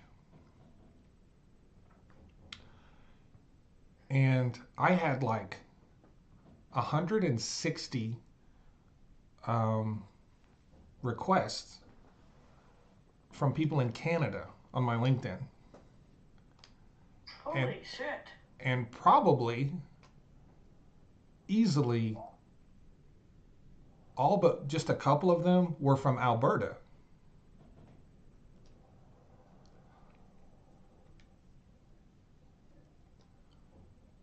So apparently, people in Alberta are, you know. Hey, Tom Powell, how are you, sir? Hi, Tom Powell.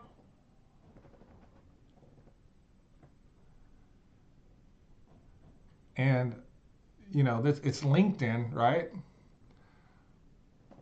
Look at that. Wow, thank you.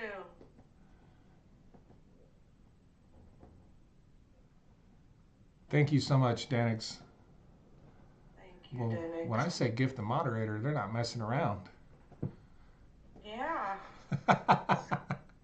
Thank you guys so much. And this is LinkedIn, so these people aren't, you know, these are people that are pretty high up in the industry. I have to go back and look all who it was, but I mean, talking like oil executives, politicians, like professionals in the industry, basically. So apparently, my name's getting around Alberta because you can't find Mr. Global on LinkedIn. You have to know my name to find me there.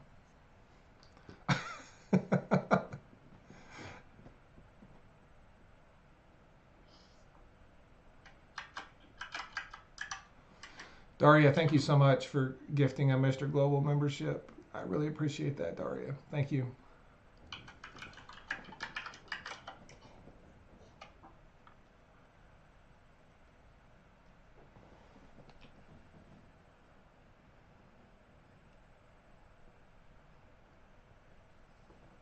I might have to move to Canada when all this is over with. I'm going to. They might be the only people that'll put up with me by the time this is over.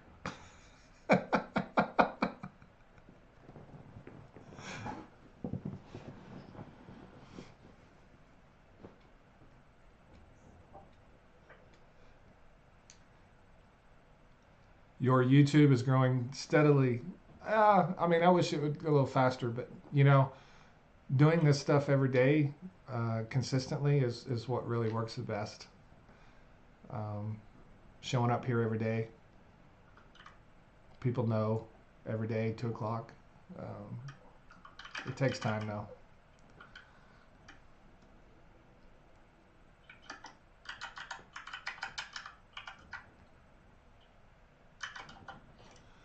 Bucks, thank you so much for the super chat. I really appreciate that. Is the flip flopping on the tariffs designed to destabilize the Canadian economy? I don't think so. I think it's just what I've been saying all along is it's just I don't even know what he wants, honestly. Maybe it's just the Keystone XL. It's just his negotiating style. Well, one, he needs the love and adoration of his followers, right? And in order for him to get that, he has to hate somebody. Yeah, that's what I said. In order for him to get that from his followers, he has to hate somebody so they can hate somebody, and then they all hate people together and they love each other for hating others. So that's part of it. But he's just trying to get some kind of deal with a pipeline or something. Like he's not serious about these tariffs. It's all a show. We're all cast members in Donald Trump's new reality show. That's what I keep saying, because that's what it is.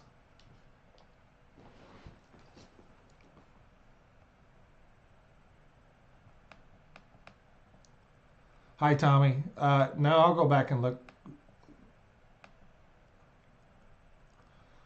Us Canadians are boycotting anything American big time, as you should.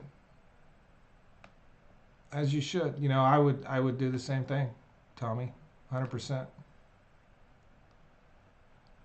I would do the same thing. Nobody here is going to blame anybody from Canada for how they respond to the United States. So,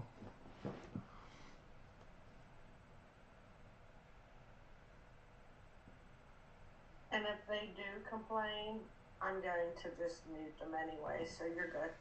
yeah. Yeah, we stick up for our Canadian friends around here. Barbara, thank you so much. Thank you for the super chat, Barbara.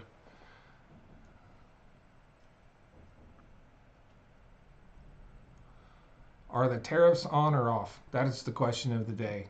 From my understanding, they're off.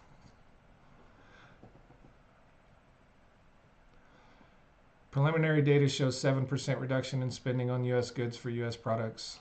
Wow. That's a big number. Nope. Message retracted.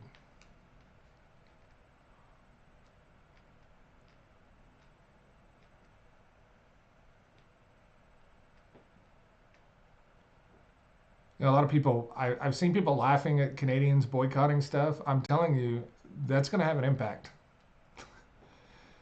People are going to feel that, and it's going to have an impact. 100%. Yes, and we appreciate you doing that. In all reality, we appreciate it because it is actually deserved.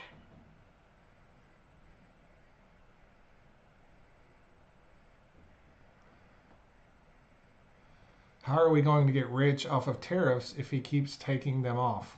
We're not, yeah, we're not going to get rich off of tariffs. That's not a thing. The, the American consumer pays the tariff. How does the person that's paying the tax get rich on the tax? How does that how is that a thing? How does that happen? How long in advance do companies typically sign contracts with customers before beginning pipeline work, or is it after they secure permits to develop the land? They get as many contracts in place as possible long before the construction begins, you know, up to a year, maybe 2 years in advance. A lot of times these contracts are secured before they even know a really good start date for the pipeline. But securing contracts for pipelines, LNG export terminals, anything that's selling commodities in the future, all those contract negotiations typically happen way far in advance, and they want to get enough contracts locked down and in place to secure more financing for the project itself. So they use contracts that they win, right? And that helps them secure financing. That's kind of how a lot of those companies do that. I missed something here.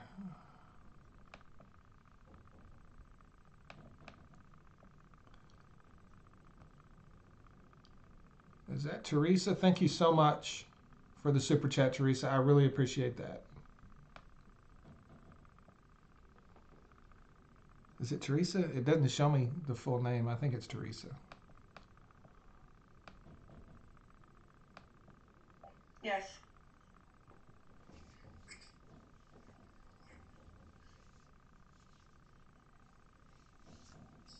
But yeah, they secure as many contracts as they possibly can, and they don't have to get all of them, but they need to get enough. So private equity or whoever's funding these projects, so they feel secure to start, funding the project so they can start construction.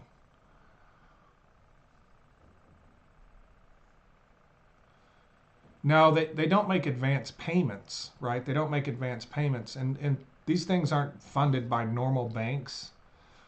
They're typically funded through private equity groups or other billionaires who throw their money at stuff, and then so they build like a portfolio is what they do.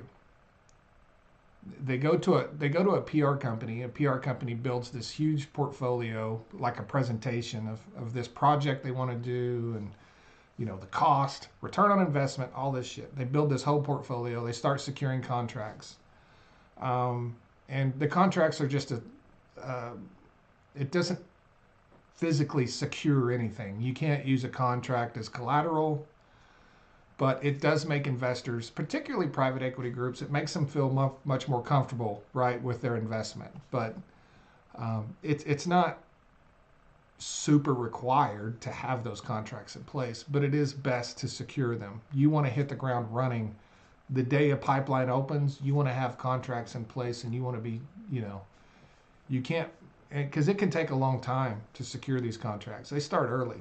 They start really early, right? We're talking about, corporations who are dealing in contracts and trade on a global level. They also have to consider all of their other trade partners. Like, this is a very complex thing. This isn't like, hey, you want to buy some oil from me? No, that's not how this works. There's a lot of considerations that have to be made if a company in Japan is going to start purchasing oil from a different supplier and maybe ditch some other supplier, right? There's relationships of nations involved in all of that. So it's very important that they get some type of commitment, right? Because if you go to a private equity group and you tell them, hey, I'm going to build a LNG export terminal and I'm going to sell gas to Europe. Well, everyone in the world is trying to sell gas to Europe. How are you going to sell that gas to Europe? That's what the private equity company wants. That's what that group wants to know. How are you going to do that? There's 26 other countries selling gas to Europe. How are you going to sell gas to Europe? So you got to get some type of firm commitments to get this funding in place, right? If you're doing it all on your own, you don't need it. It would be stupid not to do it. But if you're doing it all on your own with your own money, you don't need it. But everyone in this industry finds ways to hedge their bets and reduce potential losses, and that's by getting as many partners as possible. If you can reduce your risk, so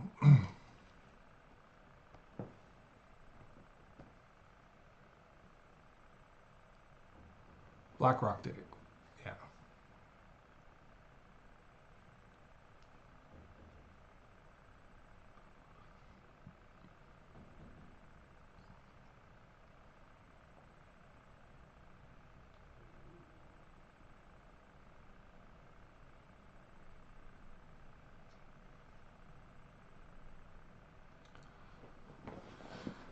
What do I think of BlackRock buying the canal? I don't think they did. I haven't even looked it up.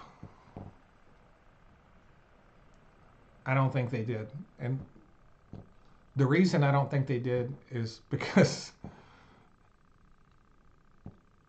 you don't buy the Panama Canal in 30 days. That's not a thing. Donald Trump doesn't come out and say, we want the Panama Canal, and in 30 days it's sold to some investment group in the United States. That's not how it works. So I just don't think it happened. But I honestly haven't looked it up. If it did happen, then I'll retract my statement. But I just don't believe a deal like that is done in 30 days. I've done deals myself that are not even probably 1% of the size of the Panama Canal that took a year. I don't see someone going in there in 30 days and all of the stuff that would have to be done to complete that purchase. It can't be done in 30 days. It's a complete impossibility. So I don't know if they have a tentative agreement or what they have. I just don't believe they purchased the Panama Canal. So I haven't even looked. No, that's misinformation. It is. It's misinformation.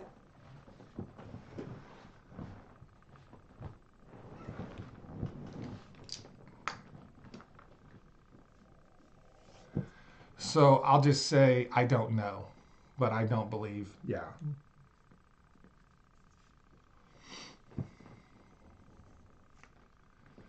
There may be some tentative agreement in kind of some sort to buy something, but BlackRock has not bought the Panama Canal. I don't even need to Google that. Like, I just I know how long it takes to get shit done, and that's not a thing. So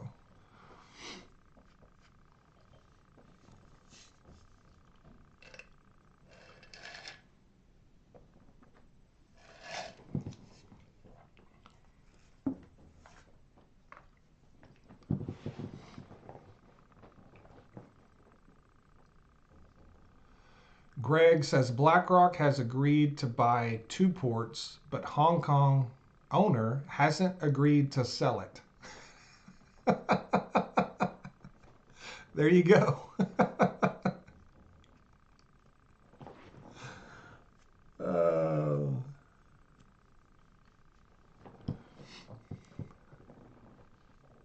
well, shit. I'll buy the Panama Canal. I'm going to make a piece of content saying that I agree. I will pay how much? I'll pay $25 billion. I'm gonna bid up BlackRock. I'm willing to pay $25 billion for those 2 ports. Well, let's just make it official. I don't care if it's for sale. I'm saying I'll buy it for $25 billion. I want in on this. You can't do that. You have to let me in on this. Well, that's basically what's happening here, right? Right.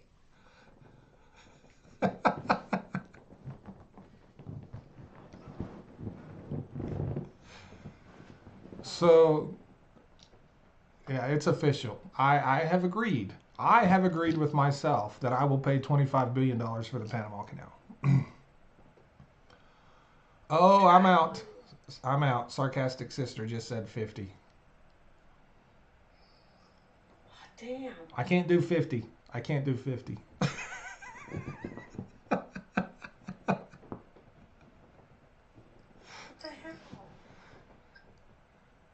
got to watch old sarcastic sister, man. She got us. I didn't tell her she overpaid. I wouldn't have went over 30. I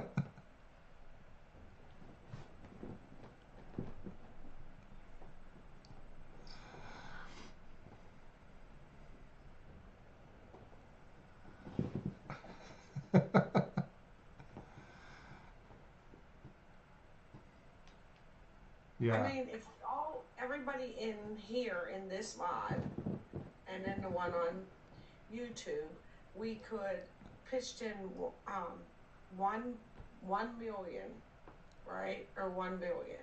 Then we could pay. We could do it. We could outdo it.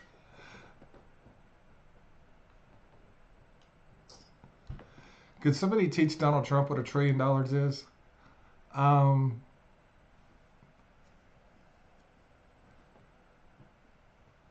he said he cut a $2 trillion deal with Japan on something.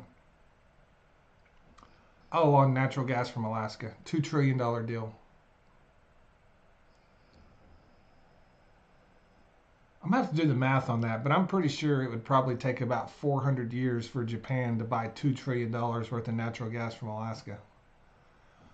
I don't I don't understand why people don't understand what the word trillion means.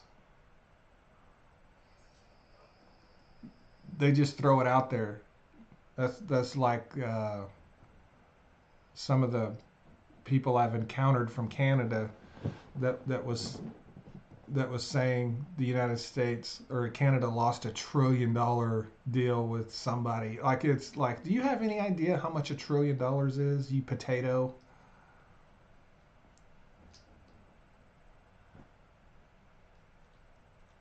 $2 trillion deal. There's no such thing as a $2 trillion deal. That's not a thing.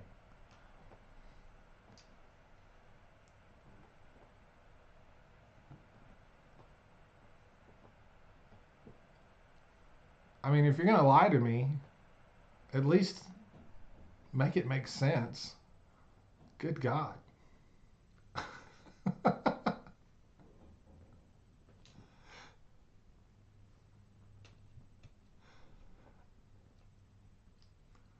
I just signed a $500 billion deal with Jilly. She's going to be my moderator.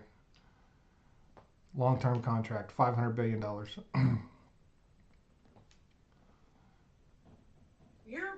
That's bullshit. we got to make a we got to make a lot of videos. I'll say. I'm gonna get out my calculator when this is over, and I'm gonna figure out how many videos I'd have to make $500 billion on social media.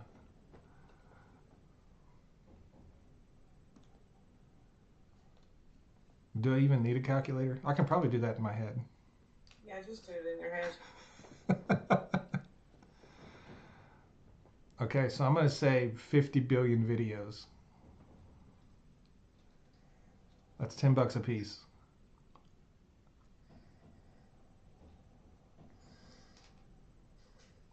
Oh, 25 billion videos. We'll say $20 a piece. How about that? Yeah. Okay, 25 billion videos.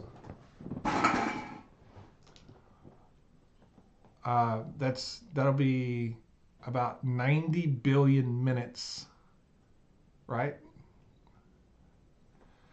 90 billion minutes of content. How many minutes does a person live during their life? I know it's not 90 billion. I'm gonna have to figure out how to film multiple videos at the same time concurrently.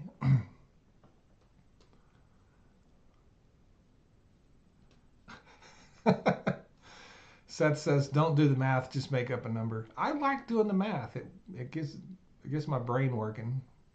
And Chuck says Jilly needs to just take a 10% down payment and run with it. I'm with Chuck. I'm Yeah. with Chuck on that.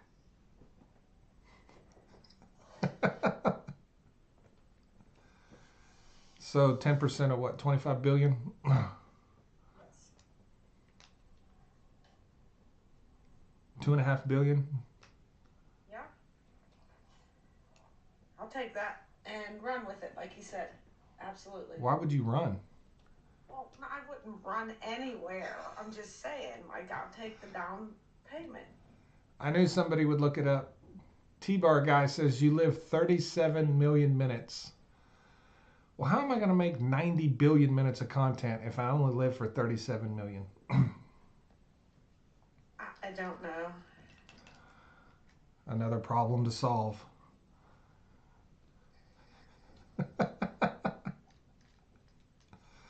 Look at how many people I got doing math.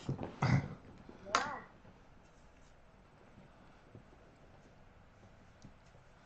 Seth says the average person lives 42 million minutes.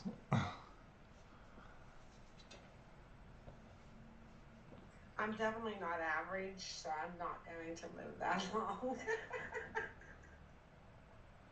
So I would have to live 20 something lifetimes to make a billion minutes, much less 90 billion. This is what I'm reading here.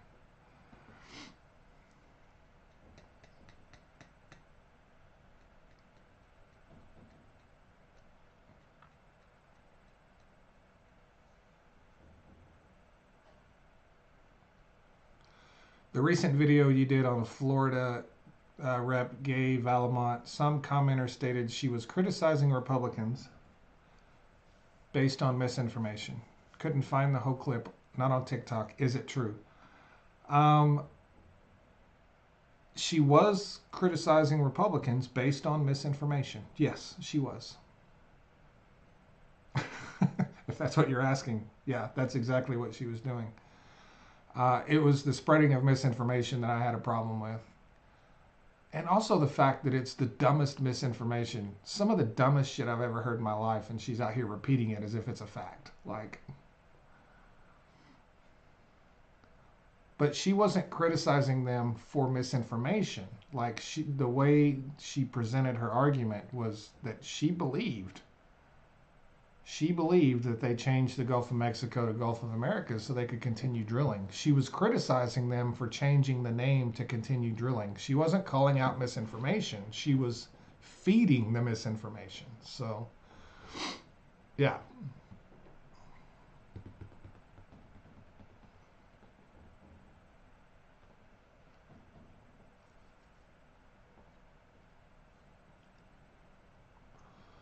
Oh, we've run over time, Jill. It's time for us to run. It's after 4 o'clock. Yep. Thank you, everyone, so much for joining us again today. Thank you, everyone, for the gifts. Thank you very much. Yeah, y'all hooked Jill up today. Awesome. Thank you guys so much. We'll see you guys tomorrow. Bye, everyone.